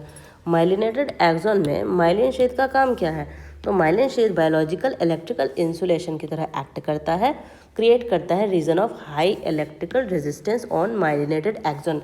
Basically ये जंपिंग ऑफ नर्व इम्पल्स, ये स्पीड अप कर देता है नर्व इम्पल्स के ट्रांसमिशन को, ओके। जो अभी हमने पढ़ा नहीं है इसलिए यहाँ पर आंसर में इंक्लूड नहीं किया गया है, मैंने बता दिया, okay. Now the types of nerves, अब नर्व्स के क्या टाइप्स हैं उनको हम स्टडी करेंगे, ठीक है। सो नर्व के टाइप्स है sensory nerves, motor nerves and mixed nerve. What is sensory nerve, so sensory nerve is made up of only sensory nerve fibres जो सराउंडेड होते हैं बाय कनेक्टिव टिश्यू मेम्ब्रेन्स। ये carry करता है impulse को from receptor to CNS. Sensory मैंने पहले ही बताया है, सेंसरी यानी कि ये क्या करेगा, ये सेंस करेगा, ये है आपकी बॉडी, ठीक है, ये है आपकी बॉडी, और ये है हमारा क्या, CNS। यहाँ पर CNS होता है ब्रेन एंड स्पाइनल कॉर्ड, लेकिन हम मान रहे हैं कि यहाँ पे CNS है, तो हमारे बॉडी से कहाँ लेकर के जाएगा, CNS को लेकर के जाएगा, ये सेंस करने का काम करेगा, लेकर के जाएगा। मोटर नर्व क्या करेगा, CNS से बॉडी को लेकर के जाएगा। Motor nerve made up of motor nerve fibres which carry the impulse from CNS to the effector organ. Effector organ मतलब मान लो कि आपके पैर में चोट लग गया, पैर में क्या आया, स्टिमुलाई आया, तो that is what, effector organ, ठीक है। मसल्स और glands bring out there movement, और इस तरह से मसल्स और ग्लैंड्स अपने मूवमेंट करते हैं। नाउ आता है हमारा मिक्स्ड फाइबर या मिक्स्ड नर्व। मिक्स्ड नर्व क्या होता है, mixed nerve both sensory and motor nerve fibres होते हैं। ये क्या होते हैं, सेंसरी और मोटर नर्व फाइबर्स होते हैं। सारे स्पाइनल नर्व्स जो हमारे बॉडी में हैं वो सब के सब क्या है, वो सब के सब हैं मिक्स्ड नर्व। अगर पूछा जाएगा कि कौन सा वो नर्व फाइबर है जो मिक्स्ड नर्व है, तो सारे के सारे स्पाइनल नर्व जो है वो मिक्स्ड नर्व है। मिक्स्ड का मतलब क्या हुआ, वो सेंसरी और मोटर दोनों ही है। Mixed nerve is both sensory and motor nerve fibres is called mixed nerve. ये कहाँ पर प्रेजेंट होता है? स्पाइनल नर्व्स में प्रेजेंट होता है in our body. Now myelin sheath produced by which cells in the PNS? PNS में कौन सा सेल है जो माइलिन शीथ को प्रोड्यूस कर रहा है? माइलिन शीथ को प्रोड्यूस करने वाले सेल का नाम बताइए। तो कौन सेल प्रोड्यूस करता है हमारा myelin sheath? Okay, now in myelinated nerve fibres myelin sheath is present around the. Myelin sheath कहाँ प्रेजेंट होता है माइलिनेटेड नर्व फाइबर में? डेंड्राइट पर प्रेजेंट होता है, या सेल बॉडी पर प्रेजेंट होता है, या एक्सॉन पर प्रेजेंट होता है, या सिनेप्टिक नॉब पर प्रेजेंट होता है? ऑब्वियसली एक्सॉन पर ही प्रेजेंट होता है हमारा माइलिन शीथ। ओके, नाउ अब हम पढ़ेंगे generation and conduction of nerve impulse. आखिर ये जो नर्व इम्पल्स है ये कैसे जनरेट होता है, और ये नर्व इम्पल्स आखिर कैसे कंडक्ट होता है, यानी यहाँ से वहाँ कैसे दौड़ के भाग के जाता है। तो सबसे पहले हमें समझना होगा कि पोलराइज्ड स्टेट क्या है। मेम्ब्रेन अराउंड द न्यूरॉन कहलाता है neural membrane, and membrane around the axon part of neuron जो एक्सन है उसको कहते हैं एक्सोनल मेम्ब्रेन। ठीक है, सो द साइटोप्लाज्म जो प्रेजेंट होता है इनसाइड द एक्सन उसे कहते हैं axoplasm. Neurons structural and functional unit है ऑफ द न्यूरल सिस्टम और सराउंड होते हैं by a fluid outside them called extra cellular fluid. ठीक है, यहाँ पर कहा जा रहा है क्या? यहाँ पर क्या कहा जा रहा है? ये है हमारा एक्सॉन और ये है हमारा एक्स्ट्रा सेल्यूलर फ्लूइड ECM, और यहाँ पर क्या है हमारा एक्सोप्लाज्म। अंदर में क्या है? एक्सोप्लाज्म, बाहर में क्या है? ECM यानी कि एक्स्ट्रा सेल्यूलर फ्लूइड। ठीक है, now the fluid inside the cell, the fluid inside as well as outside neurons possess ions like sodium, potassium, chloride, calcium। ठीक है, तो अब ये जो एक्स्ट्रा सेलुलर मैट्रिक्स है या एक्सोप्लाज्म है, इन दोनों में ही आयंस प्रेजेंट है। इन दोनों में ही क्या प्रेजेंट है? इन दोनों में ही आयंस प्रेजेंट है। कौन से ion? Sodium, potassium, chloride ion. Some are positively charged ions. अब इनमें से कुछ जो आयंस है वो क्या है? कुछ आयंस पॉजिटिवली चार्ज है तो कुछ आयंस जो है वो नेगेटिवली चार्ज है। न्यूरॉन्स एक्साइटेबल सेल्स होते हैं क्योंकि इनके मेम्ब्रेन पोलराइज्ड स्टेट में होते हैं because of the differential concentrations of the ion on the two sides of the axonal membrane, on the inner side towards axoplasm and on the outer side outside of the neuron the membranes of the neurons are said to be polarized। तब हम क्या कहेंगे कि membrane जो है वो polarised है। देखो फिर से बताती हूँ, न्यूरॉन्स क्या है? न्यूरॉन्स एक्साइटेबल सेल्स हैं। एक्साइटेबल सेल्स का मतलब क्या हुआ कि ये पोलराइज हो जाएंगे, कभी डीपोलराइज हो जाएंगे, because their membrane are in a polarised state. इनका मेम्ब्रेन पोलराइज्ड स्टेट में होता है, इसलिए ये क्या हो गए? एक्साइटेबल सेल्स हो गए। Because of different concentrations of ion, ion का कंसंट्रेशन बदलता है दोनों साइड में एक्सोनल मेम्ब्रेन के, यानी यहाँ और यहाँ आयन का कॉन्सेंट्रेशन बदलता है ऑन द इनर साइड यानी towards axoplasm, on the outer side towards the neuron, बाहर की तरफ। मेम्ब्रेन ऑफ द न्यूरॉन्स को कहेंगे क्या? Polarised. Hence the development of positive and negative poles across an axonal membrane makes the membrane polarised. Membrane polarised कब हो गया? जब मेम्ब्रेन के, जब न्यूरॉन के या एक्सोन या एक्सोलीमा के दोनों तरफ पॉजिटिव और नेगेटिव चार्ज, बाहर पॉजिटिव अंदर नेगेटिव। ठीक है, इस तरह का जब कंडीशन डेवलप होता है देन कहते हैं कि ये जो मेम्ब्रेन है ये पोलराइज्ड है। We now need to understand that now which ion makes the membrane neuron polarized। अब कौन सा वो आयन है, अब हमें पता लगाना है कि कौन सा वो आयन है जो न्यूरॉन को पोलराइज कर देता है, और ये पोलराइज होते कैसे हैं। तो उसके पहले हमें आयन चैनल्स को पढ़ने की ज़रूरत है। ठीक है, so the neural membrane contains a variety of passages. क्या कह रहा है? न्यूरल मेम्ब्रेन कंटेन करता है वेराइटी ऑफ पैसेजेस, जिसको बोलते हैं क्या? Ion channels.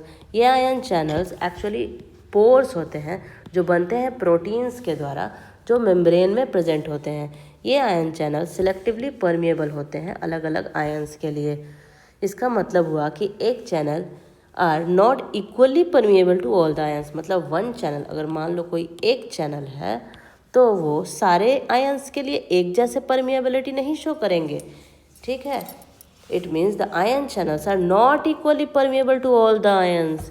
The channels allow the passage of only one type of ion. ये जो चैनल है ये सिर्फ और सिर्फ एक तरह के आयन को ही अलाउ करेगा। The ion channels that always remains open, उनको कहते हैं लीकी चैनल्स। कुछ चैनल्स होते हैं, कुछ चैनल्स होते हैं जो हमेशा ही ओपन रहते हैं। कुछ चैनल्स होते हैं जो क्या होते हैं, हमेशा ही ओपन रहते हैं। इनको क्या कहते हैं, इनको कहते हैं leaky channels. While the channels जो रिमेन क्लोज, जो हमेशा क्लोज रहेंगे, लेकिन but can open due to specific stimulus, कुछ स्टिमुलस आएगा तो वो ओपन होंगे, that is called gated channel, ठीक है। Now the presence of voltage gated ion channels gives these cells neurons, क्या करें, the presence of voltage gated ion channels gives these cells neurons the property of excitability, that is the ability to respond to a certain stimuli such as mechanical pressure, touch, chemical, light, sound और even just voltage applied। तो कोई भी एक stimuli, चाहे हो सकता है कि वो मैकेनिकल प्रेशर हो, टच हो, केमिकल हो, लाइट हो, साउंड हुआ या फिर वोल्टेज अप्लाइड हुआ, तो यहाँ पर कौन सा वो स्टिमुलाई है, यहाँ पर that stimuli is voltage. So voltage के कारण अगर ये गेटेड चैनल हैं तो उनको क्या बोलेंगे, वोल्टेज गेटेड आयन चैनल्स। क्या बोलेंगे उनको बोलेंगे वोल्टेज गेटेड आयन चैनल्स। मतलब उस गेट के खुलने का जो फैक्टर है that is what, voltage. End voltage develop कैसे होता है, वो अलग अलग आयंस के कॉन्सेंट्रेशन चेंज के वजह से होता है। Now the resting potential the neuron at rest. अब हम पढ़ेंगे कि रेस्टिंग पोटेंशियल क्या होता है, न्यूरॉन रेस्ट में कैसे होता है। So when the charge separation across the axonal membrane is maintained, जब एक्सोनल मेम्ब्रेन के अक्रॉस चार्ज का सेपरेशन मेंटेन्ड होता है तो एक्सोन को कहते हैं कि ये रेस्ट में है और इस कंडीशन को कहते हैं रेस्टिंग पोटेंशियल। एक रेस्टिंग न्यूरॉन नेगेटिवली चार्ज होता है ऑन द इनसाइड। याद रखना है कि जब भी न्यूरॉन रेस्ट में है तो क्या होगा, रेस्टिंग न्यूरॉन नेगेटिवली चार्ज होता है on the inside and positively charge होता है ऑन द आउटसाइड। बाहर में कौन सा चार्ज, पॉजिटिव, अंदर में कौन सा चार्ज, नेगेटिव, बीच में कौन सा, मेम्ब्रेन एक्सोलीमा, ठीक है। ये कौन सा स्टेट है, ये है पोलराइज्ड स्टेट। ये क्या है, तब मेम्ब्रेन को क्या कहेंगे कि polarisation. Such a charge separation is called polarisation, ठीक है। This resting neuron is said to be polarised. अब क्या कह दिए कि रेस्टिंग न्यूरॉन क्या है, पोलराइज्ड है, ओके।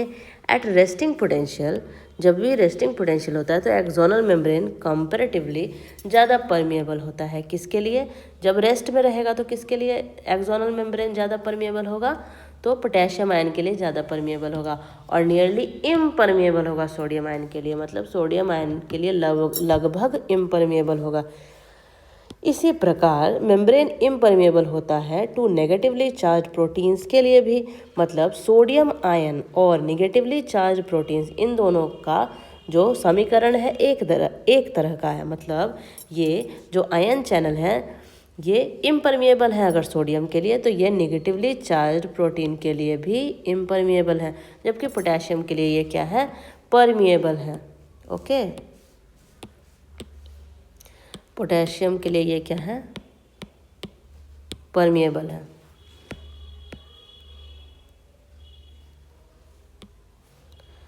ठीक है, यहाँ पे क्या बोला, impermeable to negatively charged proteins and impermeable to sodium ion, ठीक है। सोडियम और नेगेटिवली चार्ज प्रोटीन इन दोनों का एक क्लास है। Now axoplasm contain high concentration of potassium और रेस्टिंग स्टेट है, तो क्या हो गया, क्योंकि इसके लिए परमिएबल है तो इसमें हाई पोटेशियम है और नेगेटिवली चार्ज प्रोटीन लो है, ठीक है। एक्सोप्लाज्म में क्या है, high concentration of sodium ion है। याद रखना है कि एक्सोप्लाज्म में high concentration of sodium ion present होता है। एक्सोप्लाज्म कंटेन करता है high concentration of potassium. Axoplasm में पोटेशियम ज़्यादा है and negatively charged proteins and low concentration of sodium है। याद रखना है कि नेगेटिवली चार्ज प्रोटीन और पोटेशियम ये दोनों ही हाई रहेगा। कहाँ पर, एक्सोप्लाज्म में। रेस्टिंग स्टेट में एक्सोप्लाज्म में पोटेशियम और नेगेटिवली चार्ज प्रोटीन दोनों ही हाई रहेगा और सोडियम जो है वो कम रहेगा। In contrast extra cellular fluid में सोडियम हाई रहेगा, लो पोटेशियम रहेगा। These ion gradients across the resting membrane maintained by active transport. ये ion gradient across the resting membrane maintain होते हैं by active transport of ions, जैसे sodium potassium pump. अब जो sodium और पोटेशियम आ जा रहा है that is happening through the active transport. किसके थ्रू हो रहा है? एक्टिव ट्रांसपोर्ट के थ्रू हो रहा है। और एक्टिव ट्रांसपोर्ट के लिए जो चैनल है उसका नाम है क्या? सोडियम पोटेशियम पंप, जो ट्रांसपोर्ट करता है 3 sodium outward for 2 potassium into the cell on the cost of 1 ATP। सिर्फ 1 ATP लगता है क्योंकि ये एक्टिव ट्रांसपोर्ट है, 1 ATP लगता है और 3 सोडियम जो है वो बाहर भागता है, 2 पोटेशियम अंदर जाता है। Thus the outer surface of axonal membrane possesses a positive charge while the inner surface becomes negatively charged. Okay? Now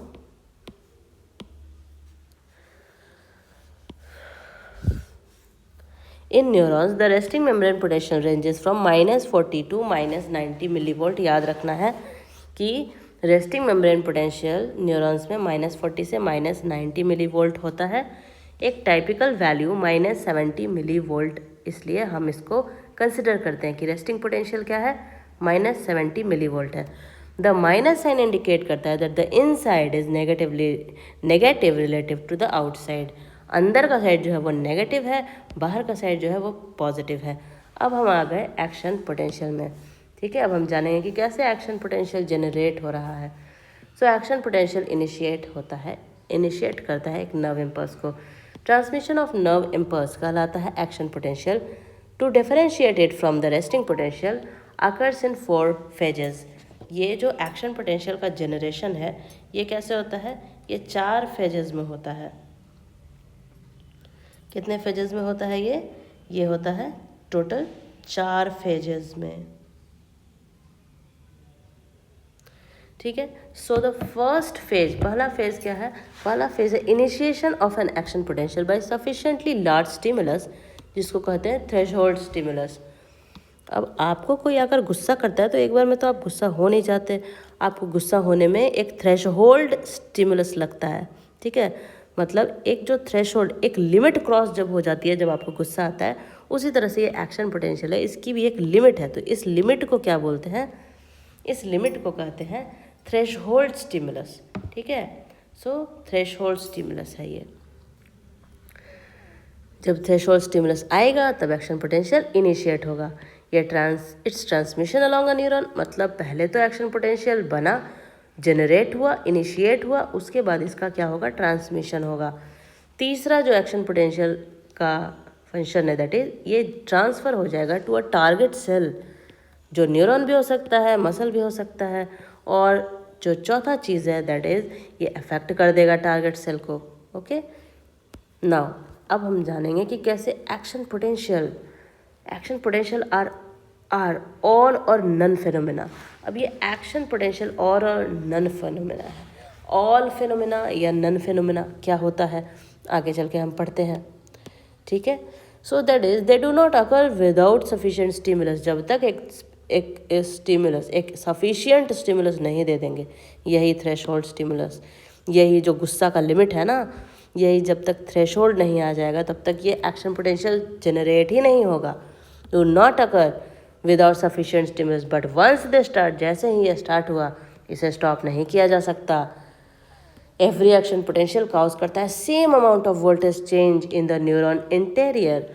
there are no large और स्मॉल एक्शन पोटेंशियल। कोई भी लार्ज और स्मॉल एक्शन पोटेंशियल नहीं होता है, only large and small stimuli होता है। और एक स्पेसिफिक सफिशिएंट स्टिमुलाई जो होता है वही काउज करता है क्या? Action potential. नाउ अब हम बात करेंगे किसकी? तो थ्रेशोल्ड स्टिमुलस की, जब हमारा एक्शन पोटेंशियल जनरेट होगा। So depolarisation is caused by rapid change in the membrane permeability. जैसे ही मेम्ब्रेन परमिएबिलिटी में रैपिड चेंज आया तो डीपोलराइजेशन हो जाएगा, यानी पोलराइजेशन रिवर्स हो जाएगा। corresponding shift in the balance of ion that is maintained during the resting state। Stimulus required होता है खोलने के लिए इनफ सोडियम चैनल्स को इनिशिएट करने के लिए depolarisation and is called threshold stimulus, मतलब वो stimulus that is required to open the stimulus that is required to open enough sodium channels to initiate depolarisation is called threshold stimulus for most excitable cells in the body. ज़्यादातर जो excitable cells हैं हमारे body में, जैसे muscle cell हुआ, nerve cell हुआ, threshold कितना है, -55 to -60 थ्रेशोल्ड स्टिमुलस है। This is 10 millivolt less than the resting potential -70। -70 क्या है, रेस्टिंग पोटेंशियल है। इससे कम से कम 10 मिलीवोल्ट जो है कम होना होगा, यानी -55 होना होगा या -60 होना होगा, तभी जो है हमारा एक्शन पोटेंशियल जनरेट होगा। Now action potential temporarily disrupt कर देता है न्यूरॉन के पोलराइजेशन को। इसके वजह से क्या होता है, न्यूरॉन डीपोलराइज हो जाता है, डीपोलराइजेशन फेनोमेना हो जाता है। जब स्टिमुलस अप्लाइड होता है to a site on the neuron, the closed voltage gated sodium channels suddenly खुल जाते हैं और इस वजह से सोडियम आयंस जो हैं वो allowing sodium ions to enter in the neuron. जैसे ही स्टिमुलस आया तो न्यूरॉन अंदर आना शुरू हो जाता है। The net influx of sodium exceeds the movement via leaky channels and sodium potassium pump। अब क्या होता है, नेट इन्फ्लक्स जो होता है सोडियम आयन का, ये एक्सीड कर जाता है मूवमेंट ऑफ लीकी चैनल्स, यानी सोडियम पोटेशियम का तो जो आना जाना हो रहा था उसको फार एक्सीड कर देता है सोडियम का इन्फ्लक्स। ठीक है, तो ये जो सडन मूवमेंट होता है positive ions into the neuron cause करता है न्यूरॉन के इंटीरियर को to develop positive charge and exterior को to develop a negative charge. Next the voltage gated sodium channels बंद हो जाते हैं and voltage gated potassium channels खुल जाते हैं। पोटेशियम आयंस अब स्वीप आउट होते हैं। इस तरह से ये रिस्टोर कर देते हैं फिर से रेस्टिंग पोटेंशियल को और फिर से क्या हो जाता है, रीपोलराइजेशन। नाउ रीपोलराइजेशन क्या है, तो repolarisation as the sodium channels close after 0.5 millisecond. Sodium channel कितना देर पे क्लोज हो जाएगा, सोडियम चैनल 0.5 मिलीसेकंड में क्लोज हो जाएगा। The membrane becomes extra permeable to potassium ion. जैसे ही सोडियम आयन क्लोज हुआ तो जो मेम्ब्रेन है वो ज़्यादा परमिएबल हो जाएगा पोटेशियम आयन के लिए। क्यों, क्योंकि वोल्टेज गेटेड पोटेशियम आयन अब खुल गया है। With the pumping out of potassium ion interior of the neuron becomes negative. जैसे ही पंपिंग होती है, पंपिंग आउट होती है पोटेशियम आयन की, तो इंटीरियर ऑफ द न्यूरॉन फिर से नेगेटिव हो जाता है और potential falls back to resting potential और फिर से पोटेंशियल रेस्टिंग पोटेंशियल को चला जाता है। Phenomena of change of membrane potential from excited state to resting state, excited से फिर से रेस्टिंग स्टेट में चला जाता है। Polarisation, that is what, repolarisation. अगर सवाल पूछा जाएगा व्हाट इज़ पोलराइजेशन तो आप क्या जवाब देंगे, the phenomena of change of membrane potential from excited state to resting state is called repolarisation. जब रीपोलराइजेशन 70% लगभग कंप्लीट हुआ रहता है तो रेट ऑफ रीपोलराइजेशन डिक्रीज होता है। ठीक है, and tracing approaches the resting level more slowly. और ये क्या होता है, रेस्टिंग लेवल को धीरे धीरे अटेन करता है। The sharp rise and rapid fall are the spike potential of axon. जो ये जो शार्प राइज होता है और बहुत तेज़ी से जो फॉल होता है इसको क्या कहते हैं, स्पाइक पोटेंशियल ऑफ एक्सन कहते हैं। However voltage gated potassium ion channels remain open करते हैं for longer time period. Voltage gated sodium potassium ion channels जो हैं, जो बाहर कर रहे हैं पोटेशियम को, ये ज़्यादा समय के लिए एक्टिव रहते हैं। So that the membrane potential becomes more negative than -70, कि जो मेम्ब्रेन पोटेंशियल है वो -70 से भी घट जाए। ये रिजल्ट करता है in hyper polarisation. Hyper polarisation क्यों होता है, अगर पूछा जाएगा कि वाई हाइपर पोलराइजेशन अकर्स, तो आप क्या जवाब देंगे, यानी कि -70 से भी कम क्यों हो जाता है, रेस्टिंग पोटेंशियल से भी कम पोटेंशियल क्यों हो जाता है, तो दैट इज़ बिकॉज ये जो वोल्टेज गेटेड पोटेशियम चैनल्स होते हैं ना, ये ज़्यादा समय के लिए खुले रह जाते हैं। बाहर आ रहा है, बाहर आ रहा है, बाहर आ रहा है, बाहर आ रहा है पोटेशियम, इसलिए होता है हाइपर पोलराइजेशन। ठीक है, और पूछा जाएगा व्हाट इज स्पाइक पोटेंशियल, तो आप क्या जवाब देंगे, तो जब रीपोलराइजेशन हो रहा है और ये जब repolarisation is about 70% completed, the rate of repolarisation decreases, repolarisation अचानक से डिक्रीज हो जाता है, ठीक है, रिपोलराइजेशन का जो स्पीड है वो घट जाता है, और tracing the approach the resting level more slowly, and tracing approaches the resting level more slowly, और ये और धीरे हो जाता है।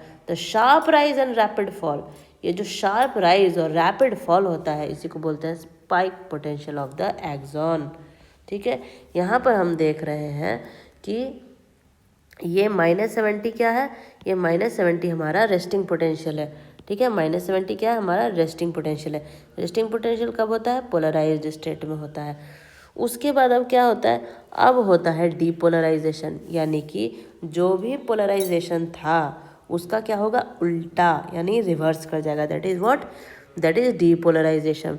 अब सोडियम आयन अंदर आने लगा तो डीपोलराइजेशन हो गया। अब क्या होगा, रिवर्सल ऑफ पोलराइजेशन, अब ये होगा क्या, reversal of polarisation, action potential develop कर गया, ठीक है।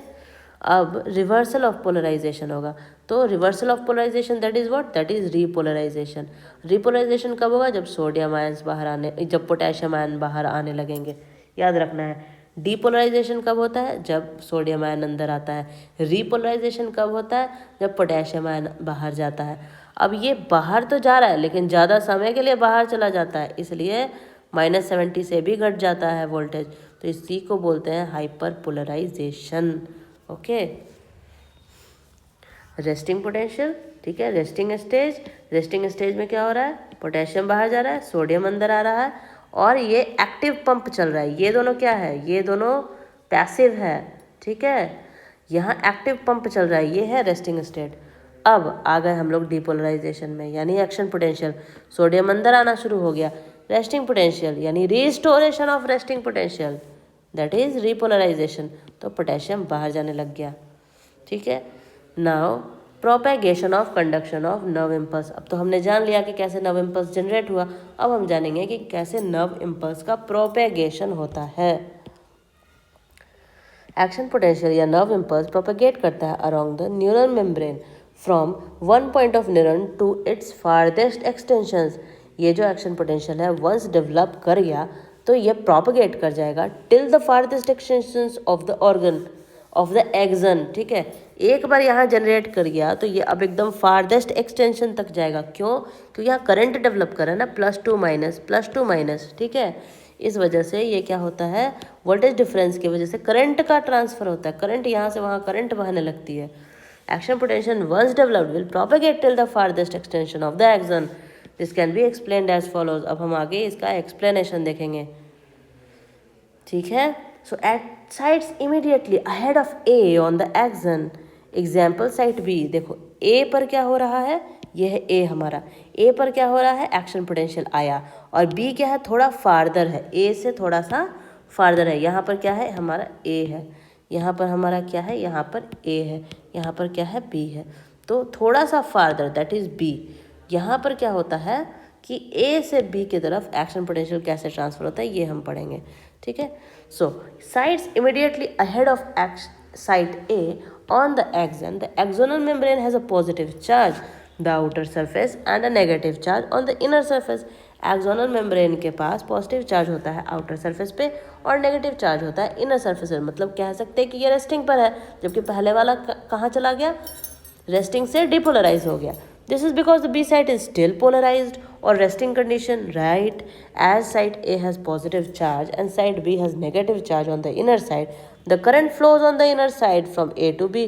तो इनर साइड में देखो, ये सवाल कई बार पूछा गया है कि जो मूवमेंट हो रहा है ए टू बी, ये इनर साइड में हो रहा है कि आउटर साइड में हो रहा है, तो ये इनर साइड में हो रहा है। ये सवाल कई बार पूछा गया है, इसको याद रखना है, ठीक है।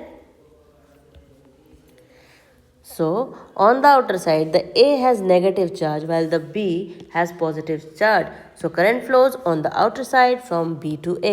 तो अगर हम बात करें outer side की तो B to A and inner side की तो A to B, ठीक है। inner surface पर A to B and outer surface पर B to A, okay। now to complete the circuit of the current flow, मतलब ऐसा क्यों होता है, करंट फ्लो के सर्किट को कंप्लीट करने के लिए। Hence the polarity is reversed and an action potential is generated at site B. इस तरह से द इम्पल्स यानी कि एक्शन पोटेंशियल जनरेट होता है जो साइट ए पर, वो अब बी पर पहुंच जाता है। The sequence is repeated along the length of x and consequently and the impulse is conducted. Now the whole process of depolarization and repolarization is very fast and takes about 1 to 5 millisecond. अब ये जो पूरा process है depolarisation का और repolarisation का, ये बहुत तेज़ होता है और ये लगभग 1 से 5 मिली सेकेंड में होता है। ये यहाँ पर हम ग्राफ देख रहे हैं, ये कितने सेकंड में हुआ, ये 1 से 5 मिली सेकेंड में ये डीपोलराइजेशन रीपोलराइजेशन सब कुछ हो जाता है। ठीक है, hence due to repolarization the nerve fiber यानी axon becomes once more responsive to the further stimulation। अब फिर से रेस्टिंग में जाएगा तो फिर से ये रेस्पॉन्सिव हो गया टू फर्दर स्टिमुलेशन। ये फॉलो करता है cycle of polarisation, depolarisation, repolarisation nerve fibre का। Various stages of axonal membrane during resting, depolarization, action potential and repolarization can be diagrammatically shows as follows। हम इन्हें पहले ही पढ़ चुके हैं। ठीक है, हमें इस ग्राफ को याद रखना है कि +30 एक्शन पोटेंशियल में जब एक्शन पोटेंशियल डेवलप हुआ तो कितना मिली वोल्ट रहेगा, दैट इज़ +30। और जब रेस्टिंग स्टेट है तो कितना मिली वोल्ट रहेगा, -70। और जब हाइपर पोलराइजेशन है तो कितना रहेगा, -50 से -60। ठीक है, यानी कि -10 less than -70। Okay, that is what, that is hyperpolarisation. ठीक है, और ये इतना जो है इतना सा जो पार्ट है that is resting potential, this one is action potential या स्पाइक पोटेंशियल। ठीक है, स्पाइक पोटेंशियल इज +30 और उसके बाद जो आया दैट इज रिपोलराइजेशन। ठीक है, नेक्स्ट आगे पढ़ते हैं हम। ओके, यहाँ stages of axon membrane during resting, depolarisation, action potential, repolarisation. Membrane में चेंजेस दिखाया जा रहा है, मॉलिक्यूलर इवेंट्स हो रहे हैं। रेस्टिंग स्टेट में sodium gated channels resting state में है, पोटेशियम गेटेड चैनल्स क्लोज्ड है। जब स्टिमुलस आया डीपोलराइजेशन हो गया, सोडियम चैनल खुल गया, पोटेशियम चैनल बंद है। एक्शन पोटेंशियल पीक पर आ गया, रिपोलराइजेशन शुरू हुआ, पोटेशियम चैनल खुल गया, सोडियम चैनल बंद हो गया। रिपोलराइजेशन कंप्लीट हुआ, पोटेशियम आयन एग्जिट कर रहा है। ठीक है, और सोडियम आयन अब बिगिन टू ओपन अगेन, अब फिर से खुलने वाला है। What is the role of sodium potassium pump in the axonal membrane. अब इस सोडियम पोटेशियम पंप का क्या काम है एक्सोनल मेम्ब्रेन में, याद रखना है। सोडियम पोटेशियम पंप एक एक्टिव ट्रांसपोर्ट करने वाला चैनल है जो 3 सोडियम को बाहर फेंकता है, 2 पोटेशियम को अंदर फेंकता है। ठीक है, इनटू द एक्सोन, और इस तरह से ये पोलराइजेशन को मेंटेन करता है, यानी कि रेस्टिंग स्टेट ऑफ न्यूरॉन को मेंटेन करता है। जब न्यूरॉन रेस्ट में है, नॉट कंडक्ट कर रहा है इम्पल्स को, यानी रेस्टिंग स्टेट में अगर पूछा जाएगा कौन सा चैनल खुला होता है, then that is what, that is sodium potassium pump. अब सवाल है, the action potential is determined largely by. Action potential किससे डिटरमाइन होता है, एक्शन पोटेंशियल इन कैसे डिटरमाइन होगा, सोडियम अंदर आएगा, पोटेशियम अंदर आएगा, सोडियम बाहर जाएगा, पोटेशियम बाहर जाएगा। देखो हमने पहले ही पढ़ा है, जैसे ही सोडियम अंदर आना शुरू हुआ एक्शन पोटेंशियल डेवलप हो गया, तो इसका आंसर क्या होगा, इसका आंसर होगा influx of sodium. Now during depolarisation of an axonal membrane, जब डीपोलराइजेशन होता है एक्सोनल मेम्ब्रेन का, तब क्या होता है, potassium voltage gated channel open, sodium voltage gated channel open. बिल्कुल सही, जब डीपोलराइजेशन होता है यानी कि जब पोलराइजेशन ख़त्म हुआ, ठीक है, यानी एक्शन पोटेंशियल आया, तो उस समय क्या होता है कि पोटेशियम वोल्टेज गेटेड चैनल खुला रहता है और सोडियम वोल्टेज गेटेड चैनल भी खुल जाता है। तो सोडियम वोल्टेज गेटेड चैनल है, उसके खुलने से ज़्यादा सोडियम अंदर आने लगता है। ठीक है, और the potassium voltage gated channel closed, तो अब आपको चुनना है कि पोटेशियम क्लोज होता है, सोडियम खुलता है और पोटेशियम बंद होता है। तो इनमें से अब आप बताइए कि कौन सा ऑप्शन होगा। तो 2 and 3 यानी कि जब भी डीपोलराइजेशन होगा यानी पोलराइजेशन का उल्टा यानी रेस्टिंग का उल्टा यानी एक्शन पोटेंशियल। तो एक्शन पोटेंशियल कब होता है? जब सोडियम अंदर आना शुरू कर देता है और पोटेशियम नहीं बाहर जाता है, क्लोज्ड रहता है। पोटेशियम चैनल कब खुलेगा बताइए? पोटेशियम चैनल तब खुलेगा जब पोटेशियम को बाहर जाना है, यानी कि जब रिपोलराइजेशन होना है तब। ठीक है, यानी restoration of resting potential through which of the following energy ATP is required to transport ions and why. कह रहा है कि कौन ATP यूज़ कर रहा है, ये वही एग्जाम्पल है। ये सोडियम पोटेशियम पंप एक्टिव है तो ये ATP यूज़ करेगा। सोडियम चैनल पोटेशियम चैनल ये दोनों पैसिव है, लीकी चैनल है, लीकी गेटेड चैनल है, इसलिए इनको ATP नहीं चाहिए। हमने ये पहले ही पढ़ लिया है। नाउ 13th नंबर क्वेश्चन है, repolarization of axonal membrane result in development of, किस चीज़ का डेवलपमेंट हो रहा है बताइए? Positive charge on the outer side and negative charge on the inner side, that is what? Repolarization या रेस्टिंग पोटेंशियल को फिर से रिस्टोर करना। Nerve impulse is another name of, बताइए नर्व इम्पल्स किसका नाम है? नर्व इम्पल्स नाम है एक्शन पोटेंशियल का। ठीक है, now saltatory conduction. What is saltatory conduction? Saltatory type of impulse conduction present होता है myelinated nerve fibers में। Obviously myelinated nerve fibers में myelin sheath होता है, insulation करता है। ठीक है, सो myelin sheath एक्ट करता है बायोलॉजिकल इलेक्ट्रिकल इंसुलेटर की तरह और ये क्रिएट करता है region of high electrical resistance on the axon. The nodes of Ranvier are the gaps that are present between the adjacent myelin sheaths on the axon. ठीक है, we just discussed that the nerve impulse is like electrical current flowing through the axon. The nerve impulse generated at a point in the neuron faces resistance at the site of myelin sheath. जहाँ पर myelin sheath है वहाँ पर तो current बहेगा नहीं क्योंकि वो तो इंसुलेटर है। तो this is because at this side the axonal membrane is not expose to the extracellular fluid. तो इस जगह पर एक्स्ट्रासेलुलर फ्लूइड से जो मेम्ब्रेन है वो कनेक्शन में ही नहीं है, जो प्रेजेंट है outside membrane due to the presence of lipid rich layer on the myelin sheath. But at the areas called node of Ranvier the surface of axon is expose. वहाँ पर surface of action expose रहता है जो surround करता है action को, और ion channels and transport pumps that move ions across the action, ये सब कॉन्सेंट्रेटेड होते हैं नोड ऑफ रैनवेयर में। यानी कि ये जितने भी चैनल्स का हम बात कर रहे हैं ना, तो ये सब नोड ऑफ रैनवेयर की ही बात हो रही है। The direct fluid contact permit कर देता है ट्रांसपोर्ट टू अकर। अब फ्लूइड कॉन्टैक्ट का जो डायरेक्शन है, जो कनेक्शन है, इसके वजह से ही आयन का ट्रांसपोर्ट होता है and an action potential to be further generate होता है at the nodes of Ranvier. तो एक्शन पोटेंशियल कहाँ जनरेट हो रहा है? बेसिकली नोड ऑफ रैनवेयर में। जहाँ माइलिन शीथ है वहाँ तो जनरेट हो ही नहीं सकता करंट क्योंकि वहाँ तो इंसुलेटर है। Hence in the myelinated nerve fibre the nerve impulse does not travel as a continuous wave. इस तरह से नहीं ट्रैवल होता है, ऐसे ऐसे ऐसे ऐसे ऐसे नहीं ट्रैवल होता है, बल्कि ये ऐसे जंप करता है, ऐसे 1 जंप 2 जंप 3 जंप। कहाँ से कहाँ जंप कर रहा है? एक नोड ऑफ रैनवेयर से दूसरे नोड ऑफ रैनवेयर में ये जंप मार रहा है। ठीक है, hence the myelinated nerve fibre the nerve impulse does not travel as a continuous wave of depolarization. Instead, the action potential jumps as an electrical current from one node to the next. The arrival of current at one node opens up its sodium channels and creating another current that passes on the next node, and so on.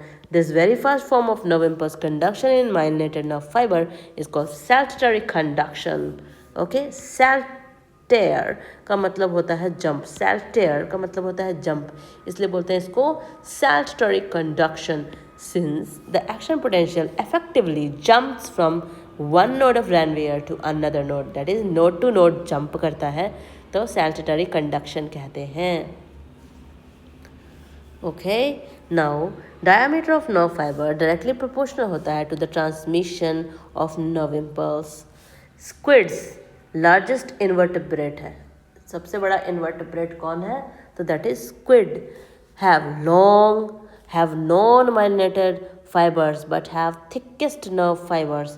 ठीक है, अब squids जो है उनका myelin वाला fibre नहीं होता, nerve fibre उनका माइलिनेटेड नहीं होता, लेकिन इनके पास थिकेस्ट नर्व फाइबर्स होते हैं, बहुत मोटे मोटे नर्व फाइबर्स होते हैं। Refractory period is period of time after N action potential begins. ठीक है, रिफ्रैक्टरी पीरियड कौन सा पीरियड ऑफ टाइम है? ये वो पीरियड ऑफ टाइम है जो टाइम लगता है एक्शन पोटेंशियल को शुरू होने में। मतलब अभी देखो स्टिमुलस आप दे रहे हैं, अभी एक्शन पोटेंशियल नहीं शुरू हुआ है, फिर एक थ्रेशहोल्ड स्टिमुलाई आएगा तब एक्शन पोटेंशियल स्टिमुलस शुरू होगा। तो स्टिमुलस दे रहे हैं जब तक थ्रेशहोल्ड पहुंचता है, तो ये जो पीरियड है इस पीरियड को क्या बोलेंगे, refractory period is a period of time after an action potential begins during which an excitable cells cannot generate action potential in response to threshold stimuli। ठीक है, जब तक थ्रेशहोल्ड नहीं जाएगा तब तक एक्शन पोटेंशियल शुरू ही नहीं होगा, सेल एक्साइट ही नहीं होगा। ट्रांसमिशन ऑफ इम्पल्स, अब हम पढ़ेंगे कि इम्पल्स का ट्रांसमिशन कैसे होता है।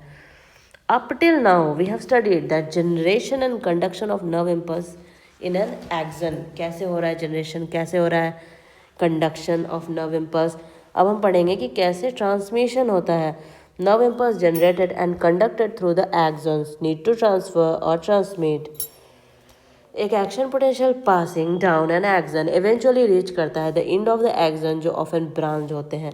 The branch end of the axon may be associated with either dendrite या फिर दूसरा neuron, dendrite of the other neuron, या तो axon of the other neuron, या तो cell body of the other neuron, और with sites on muscle cells, या फिर with sites on secretory sales.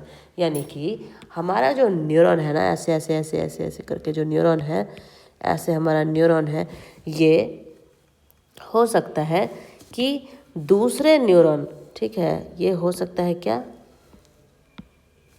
दूसरे न्यूरॉन से ही कनेक्टेड हो। ठीक है, दूसरे न्यूरॉन के डेंड्राइट से कनेक्टेड हो, दूसरे न्यूरॉन के एक्सॉन से कनेक्टेड हो, या फिर दूसरे न्यूरॉन के सेल बॉडी से कनेक्टेड हो।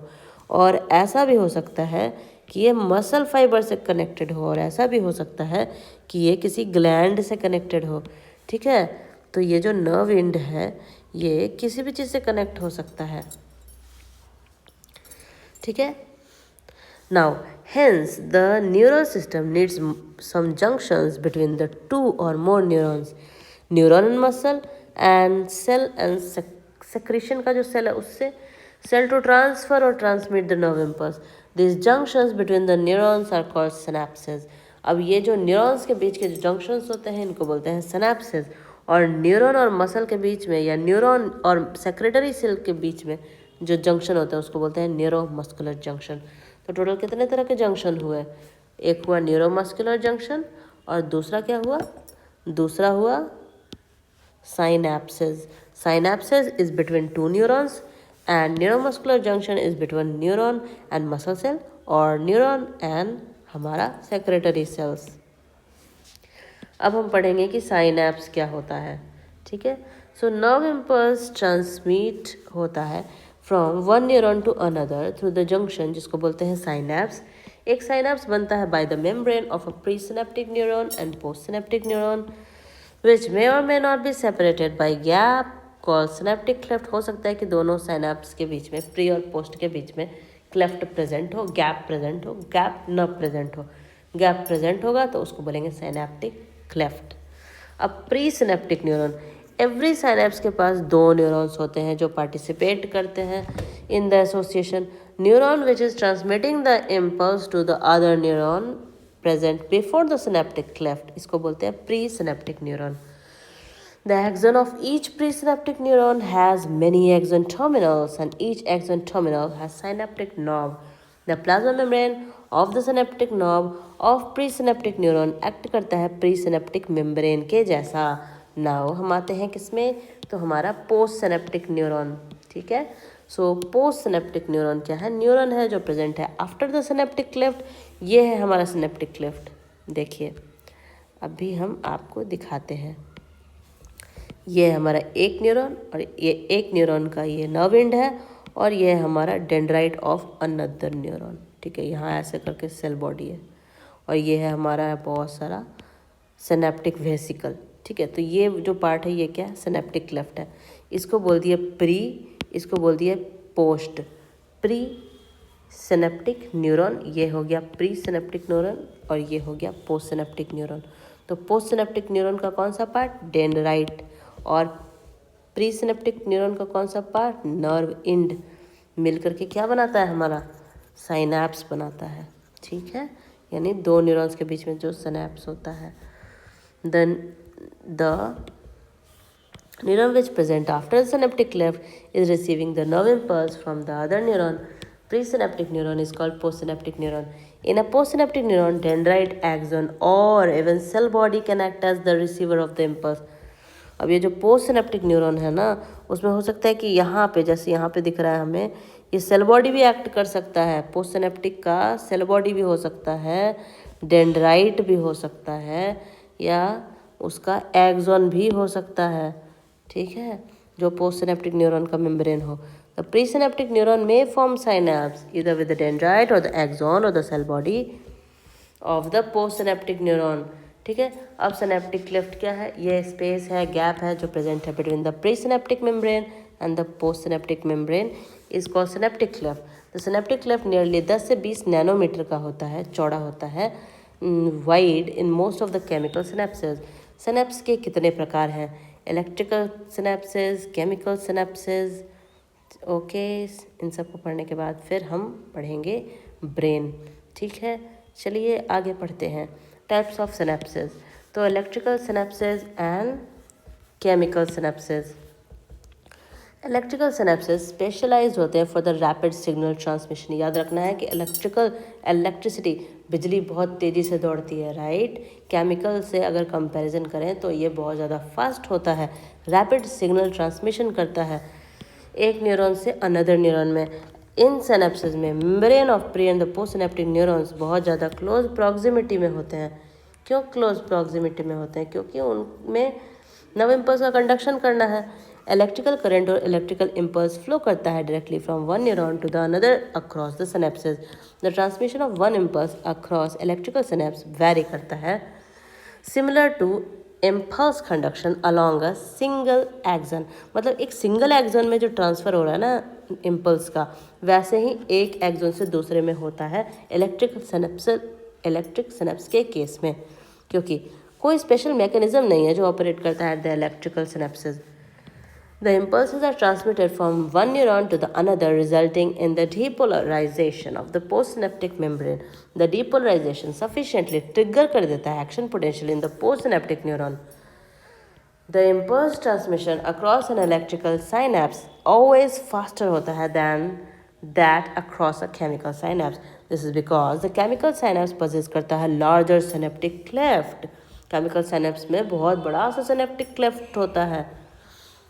The impulse takes longer time, इसलिए इम्पल्स को ज़्यादा समय लगता है। लार्जर सिनेप्टिक क्लेफ्ट होने की वजह से इलेक्ट्रिकल सिनेप्स रेयर होते हैं हमारे सिस्टम में। ज़्यादा क्या होता है? केमिकल सिनेप्स ही होता है। At a chemical synapse the membrane of the pre and the post synaptic neuron separated होते हैं फ्लूइड फिल्ड स्पेस के द्वारा, जिसको बोल देते हैं synaptic cleft. Chemical synapses commonest type of synapse होता है, consisting of bulbous expansion of a nerve terminal.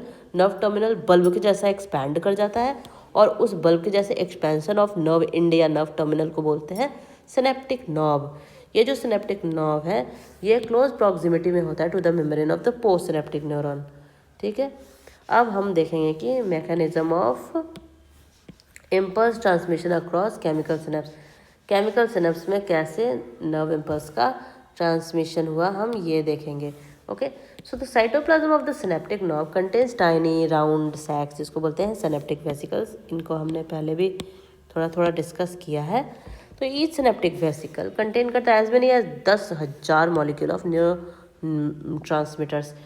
लगभग 10 के न्यूरो ट्रांसमीटर्स होते हैं, ठीक है। ईच सिनेप्टिक वेसिकल मतलब ऐसा जो एक वेसिकल है ना, यहाँ पे जो एक वेसिकल दिखाई पड़ रहा है हमें, ये जो एक वेसिकल दिखाई पड़ रहा है, इस एक वेसिकल में टोटल कितने मॉलिक्यूल्स हैं? टोटल 10 के मॉलिक्यूल्स हैं। न्यूरोट्रांसमीटर्स क्या है? तो न्यूरोट्रांसमीटर्स केमिकल्स होते हैं जो इन्वॉल्व होते हैं in the transmission of nerve impulse across the chemical synapses. ये chemicals do not participate in the transmission of nerve impulse at electrical synapses. ये केमिकल सिनेप्स नहीं पार्टिसिपेट करते हैं नर्व इम्पल्स के ट्रांसमिशन में इलेक्ट्रिकल सिनेप्सिस के case में, ठीक है। ये डायग्रामेटिक रिप्रेजेंटेशन है केमिकल सिनेप्स का, जो शो कर रहा है अलग अलग पार्ट्स को। ये कट सेक्शन है एक्सॉन टर्मिनल का और सिनेप्टिक नॉब का, जो दिखाई पड़ रहा है हमें यहाँ पर इस इमेज में। ये है हमारा नर्व एंड, वेट मिनट, ये है हमारा, ये हम देख सकते हैं ये क्या है, ये है हमारा नर्व एंड। नर्व एंड के अंदर भरा क्या हुआ है, नर्व एंड के अंदर भरा हुआ है ये सिनेप्टिक वेसिकल, और सिनेप्टिक वेसिकल के अंदर क्या भरा हुआ है, उसके अंदर भरा है न्यूरोट्रांसमीटर, जो यहाँ सिनेप्टिक क्लेफ्ट में रिलीज हो जाएगा और फिर वो नर्व इम्पल्स को ट्रांसमिट कर देगा केमिकल सिनेप्सिस के through. So the neurotransmitter present inside the synaptic vesicle, जब एक wave of depolarization reaches the pre synaptic membrane, तो क्या होता है, calcium channels concentrated at the synapse open हो जाते हैं। Due to the opening of calcium channels, calcium diffuse कर जाता है inside the cytoplasm of synaptic cleft या नॉब। ठीक है, कैल्शियम अंदर कहाँ जाने लगता है, ये जो हमारा सिनेप्टिक नॉब है ना, ये जो हमारा सिनेप्टिक नॉब है, ये जो हमारा सिनेप्टिक नॉब है, क्या कर रहा है, जब एक wave, when a wave of depolarization यानी कि action potential reaches the pre synaptic membrane, यानी कि ये वाला न्यूरॉन का मेम्ब्रेन, तो calcium channels concentrated at the synapse, ये क्या है, साइनेप्स है, यहाँ पर जो कैल्शियम चैनल्स कॉन्सेंट्रेटेड होते हैं ये खुल जाते हैं। Due to the opening of calcium channels, calcium diffuse कर जाता है inside cytoplasm of synaptic knob. अब यहाँ पर कैल्शियम अंदर आने लगता है, कैल्शियम अंदर आने लगता है, ठीक है, from the extra cellular fluid. Now calcium 2+ in some way stimulate कर देता है मूवमेंट ऑफ साइनेप्टिक वेसिकल्स को। ये इसके अंदर जो वेसिकल्स हैं इनके मूवमेंट को क्या करता है, वो एक्साइट कर देता है। क्या कर देता है, उसके मूवमेंट को ये एक्साइट कर देता है। And thereafter the membrane of synaptic vesicle fuse कर जाता है plasma membrane of synaptic knob से और प्री सिनेप्टिक मेम्ब्रेन से, जिसकी वजह से रप्चर हो जाता है सिनेप्टिक वेसिकल का, और इसके परिणाम स्वरूप रिलीज हो जाता है न्यूरोट्रांसमीटर्स का इन द सिनेप्टिक क्लेफ्ट। अब ये जो रिलीज न्यूरोट्रांसमीटर्स हैं ये रैपिडली पास हो जाते हैं to the other side of the gap, and these release neurotransmitters bind कर जाते हैं टू द स्पेसिफिक रिसेप्टर्स जो प्रेजेंट होता है on the post synaptic membrane. ये रहा वो रिसेप्टर, ये रहा वो रिसेप्टर जिससे ये बाइंड कर जाएंगे neurotransmitters. Okay, now the binding opens the ion channel in the post synaptic neuron, allow करता है एंट्री ऑफ आयंस जनरेट करता है न्यू पोटेंशियल। कहाँ पर, तो हमारे पोस्ट सिनेप्टिक न्यूरॉन में। The great advantage of chemical synapse ये है कंपेयर्ड विद इलेक्ट्रिकल सिनेप्स की nature of messenger neurotransmitter can be different in different synapse. अलग अलग सिनेप्स में न्यूरोट्रांसमीटर का नेचर बदल सकता है। डिफरेंट काइंड्स ऑफ न्यूरोट्रांसमिट परमिट करते हैं अलग अलग तरह के रेस्पॉन्स, मतलब न्यूरोट्रांसमीटर बदलेगा तो रेस्पॉन्स बदल जाएगा। एक्साइटेटरी हो सकता है, इनहिबिटरी हो सकता है, नया पोटेंशियल डेवलप कर जाएगा पोस्ट सिनेप्टिक न्यूरॉन में, वो एक्साइटेटरी भी हो सकता है, इनहिबिटरी भी हो सकता है। यहाँ हम देख सकते हैं steps in mechanism of transmission of nerve impulse through chemical synapses. सबसे पहले wave of depolarization reaches the pre synaptic membrane, voltage gated calcium channels open करता है एक्सॉन टर्मिनल पर या सिनेप्टिक नॉब पर सराउंडिंग फ्लूइड में। अब कैल्शियम 2+ स्टिमुलेट हो जाता है स्टिमुलेट करता है fusion of synaptic vesicle with pre synaptic membrane and release करवा देता है न्यूरोट्रांसमीटर। कहाँ पर, तो सिनेप्टिक क्लेफ्ट में, या एक्सोसिटोसिस करवा देता है। न्यूरोट्रांसमीटर बाइंड कर जाता है स्पेसिफिक रिसेप्टर से on the post synaptic membrane, और इसके वजह से सोडियम चैनल खुल जाते हैं। कहाँ पर, पोस्ट सिनेप्टिक न्यूरॉन में, और वहाँ पर भी नर्व इम्पल्स आ जाता है, नया पोस्ट पोटेंशियल डेवलप कर जाता है। इधर एक्साइटेटरी भी हो सकता है, इनहिबिटरी भी हो सकता है, न्यूरोट्रांसमीटर पर डिपेंड करता है पोस्ट सिनेप्टिक न्यूरॉन में। अब हम एक्साइटेटरी न्यूरोट्रांसमीटर का एग्जाम्पल लेते हैं। कौन से हैं वो excitatory neurotransmitter? Acetylcholine, epinephrine, norepinephrine and glutamate. Acetylcholine, epinephrine, norepinephrine and glutamate क्या है, एक्साइटेटरी न्यूरोट्रांसमीटर है। वहीं हम इनहिबिटरी न्यूरोट्रांसमीटर की बात करें तो डोपामिन, सेरोटोनिन, ग्लाइसिन, गाबा यानी gamma amino butyric acid. Dopamine, serotonin, glycine and GABA, ठीक है। Dopamine, serotonin, glycine and GABA क्या है, इनहिबिटरी है। Acetylcholine, epinephrine, norepinephrine and glutamate क्या है, एक्साइटेटरी है। Neuromuscular junction, The junction between the motor neuron and the sarcolemma plasma membrane of a skeletal fiber कहलाता है न्यूरोमस्कुलर जंक्शन, या फिर इसको मोटर इंड प्लेट भी कहते हैं. As the neural signal reaching the synapse transmit कर देता है इंफॉर्मेशन को to another neuron by generating action potential in the latter. Similarly, a neural signal reaching the neuromuscular junction releases a neurotransmitter acetylcholine जो generate कर देता है action potential in sarcolemma. Acetylcholinesterase present होता है muscle cell में या post synaptic neuron में. ये ब्रेक डाउन कर देता है एसिटाइलकोलिन को into acetate and Colin and terminate कर देता है एक्शन ऑफ न्यूरोट्रांसमीटर. यानी न्यूरोट्रांसमीटर का एक्शन कब टर्मिनेट होगा? जब एसिटाइलकोलिन ईस्टरेज नाम का एंजाइम तोड़ देगा एसिटाइलकोलिन को एसीटेट और कोलिन में. Norepinephrine secreted by synaptic sympathetic neural system. Sympathetic neural system में नोरेपिनेफ्रीन सेक्रेट होता है.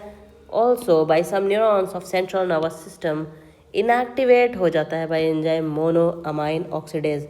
अब अगर कोई पूछेगा कि नोरेपिनेफ्रीन का इनहिबिटर कौन है, तो that is monoamine oxidase. One way conduction of impulse.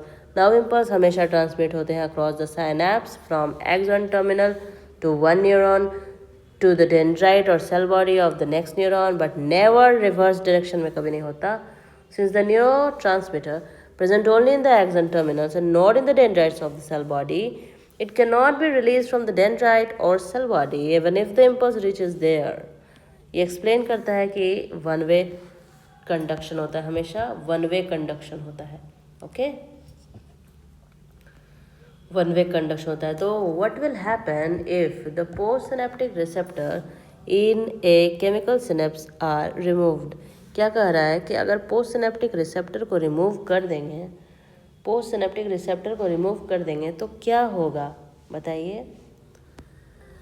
Synaptic transmission fast हो जाएगा, सिनेप्टिक ट्रांसमिशन स्लो हो जाएगा, सिनेप्टिक ट्रांसमिशन होगा ही नहीं, सिनेप्टिक ट्रांसमिशन अनअफेक्टेड रह जाएगा. तो जब पोस्ट सिनेप्टिक रिसेप्टर हटा देंगे तो केमिकल सिनेप्टिक ट्रांसमिशन नहीं होगा. दिस इज़ बिकॉज अगर receptor on the post synaptic membrane हट गया तो न्यूरोट्रांसमीटर रिलीज जो हुआ है प्री सिनेप्टिक न्यूरॉन से अब बाइंड ही नहीं कर सकता है पोस्ट सिनेप्टिक मेम्ब्रेन से. तो एक्शन पोटेंशियल डेवलप होगा ही नहीं पोस्ट सिनेप्टिक न्यूरॉन में, तो सिनेप्टिक ट्रांसमिशन होगा ही नहीं केमिकल सिनेप्स से. ठीक है, सो कौन सा ऑप्शन सही है? C number. Now which of the following is true about the synaptic cleft. Synaptic cleft के बारे में क्या सही है बताइए? Is a space present inside the pre synaptic neuron. गलत. Space present inside the post synaptic neuron. गलत. Space separating the pre and the post synaptic neuron. सही. Present inside the synaptic vesicle. बिल्कुल भी गलत. सिनेप्टिक वेसिकल्स तो synaptic knobs में present होते हैं, देखो है ना. ये हमारा सिनेप्टिक नॉब, ये सिनेप्टिक वेसिकल, तो इसके अंदर वाला स्पेस को सिनेप्टिक क्लेफ्ट थोड़ी कहते हैं. ये है हमारा डेंड्राइट, नहीं सॉरी, ये है हमारा नर्व एंड और यहाँ पे है हमारा पोस्ट सिनेप्टिक न्यूरॉन. इन दोनों के बीच का जो स्पेस है that is what? That is synaptic cleft. ठीक है. Now the chemical which regulate the synaptic transmission at chemical synapses वो क्या है? That is called neurotransmitter. क्या कहते हैं उसको? न्यूरोट्रांसमीटर कहते हैं. नाउ कुछ क्वेश्चन कर लेते हैं. cranial and spinal nerves can be included in. इनको कहाँ पर आप इंक्लूड करेंगे? cranial और spinal nerves को peripheral nervous system में. ओके. Now, next question क्या है? Select the odd one with respect to origin. Astrocyte, microglial cells, ependymal cells and oligodendrocytes. ठीक है. इनमें से किसका origin odd है? बताइए किसका origin odd है? Microglial cells. माइक्रोग्लियल सेल्स जो होते हैं, ये जो माइक्रोग्लियल सेल्स होते हैं इनका origin मेसोडर्मल है. ठीक है, इनका origin अलग है, बाकी सारे सेल्स का ओरिजिन एक है. ठीक है. एक्टोडर्मल. नाउ इन ह्यूमंस, अब सवाल कह रहा है in human beings a typical excitable nerve cell in cerebral cortex. Typical excitable nerve cell in cerebral cortex क्या होता है? सेरेब्रल कॉर्टेक्स में that is multipolar neuron. Bipolar कहाँ पर होता है? रेटिना में। Rapid movement of sodium ion from extra cellular fluid to inside the nerve cell. इससे क्या हो जाएगा? इससे होगा डीपोलराइजेशन। डीपोलराइजेशन क्या है बताइए? डीपोलराइजेशन क्या है? ये एक पैसिव प्रोसेस है, क्योंकि यहाँ पर वोल्टेज जो सोडियम चैनल और पोटेशियम चैनल का खुलना या बंद होना होता है, और एक्टिव ये जब रेस्टिंग में रहता है तब एक्टिव ट्रांसपोर्ट चलता है, सोडियम पोटेशियम पंप चलता है। ठीक है, if the sodium potassium pump stops working, अगर सोडियम पोटेशियम पंप अगर काम करना बंद हो जाए तो क्या होगा? Sodium will be in excess in intracellular fluid, अंदर में सोडियम बढ़ जाएगा, इसलिए पूरा सिस्टम ही खराब हो जाएगा। ठीक है, इनहिबिटरी न्यूरोट्रांसमीटर क्या होते हैं बताओ? इनहिबिटरी गाबा इनहिबिटरी है, ग्लूटामेट एपिनेफ्रिन और नोरेपिनेफ्रिन क्या है? एक्साइटेटरी है। Okay, for most excitable neural sales threshold stimuli क्या होता है बताइए? थ्रेशोल्ड स्टिमुलाई क्या होता है? -55 to -60, यानी -70 हमारा थ्रेशोल्ड है। -70 क्या है? थ्रेशोल्ड है, तो इससे 10 कम होता है, that is -55 to -60। Now, which of the following factor is responsible for resting membrane potential? Resting membrane potential के लिए कौन सा फैक्टर रिस्पॉन्सिबल है?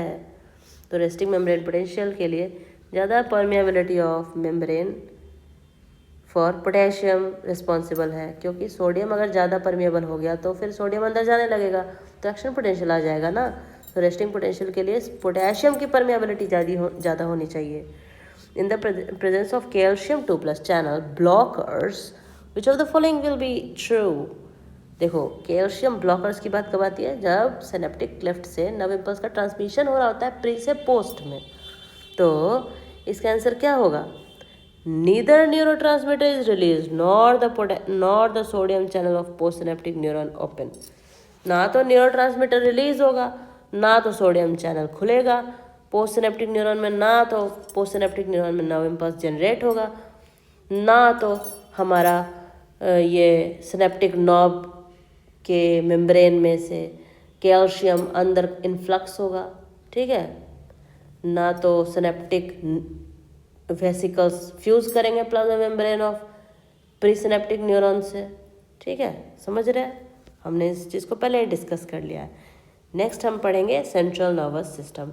अभी तक हमने न्यूरॉन्स पढ़ा, नर्व इम्पल्स ट्रांसमिशन, उसके बाद nerve impulse generation, action potential generation, and इसके बाद अब हम पढ़ेंगे सेंट्रल नर्वस सिस्टम में क्या होता है, कैसे होता है। ठीक है, अब तो हम सेल के बारे में जान रहे थे। ओके, सिया पढ़ते रहिएगा। Bye bye.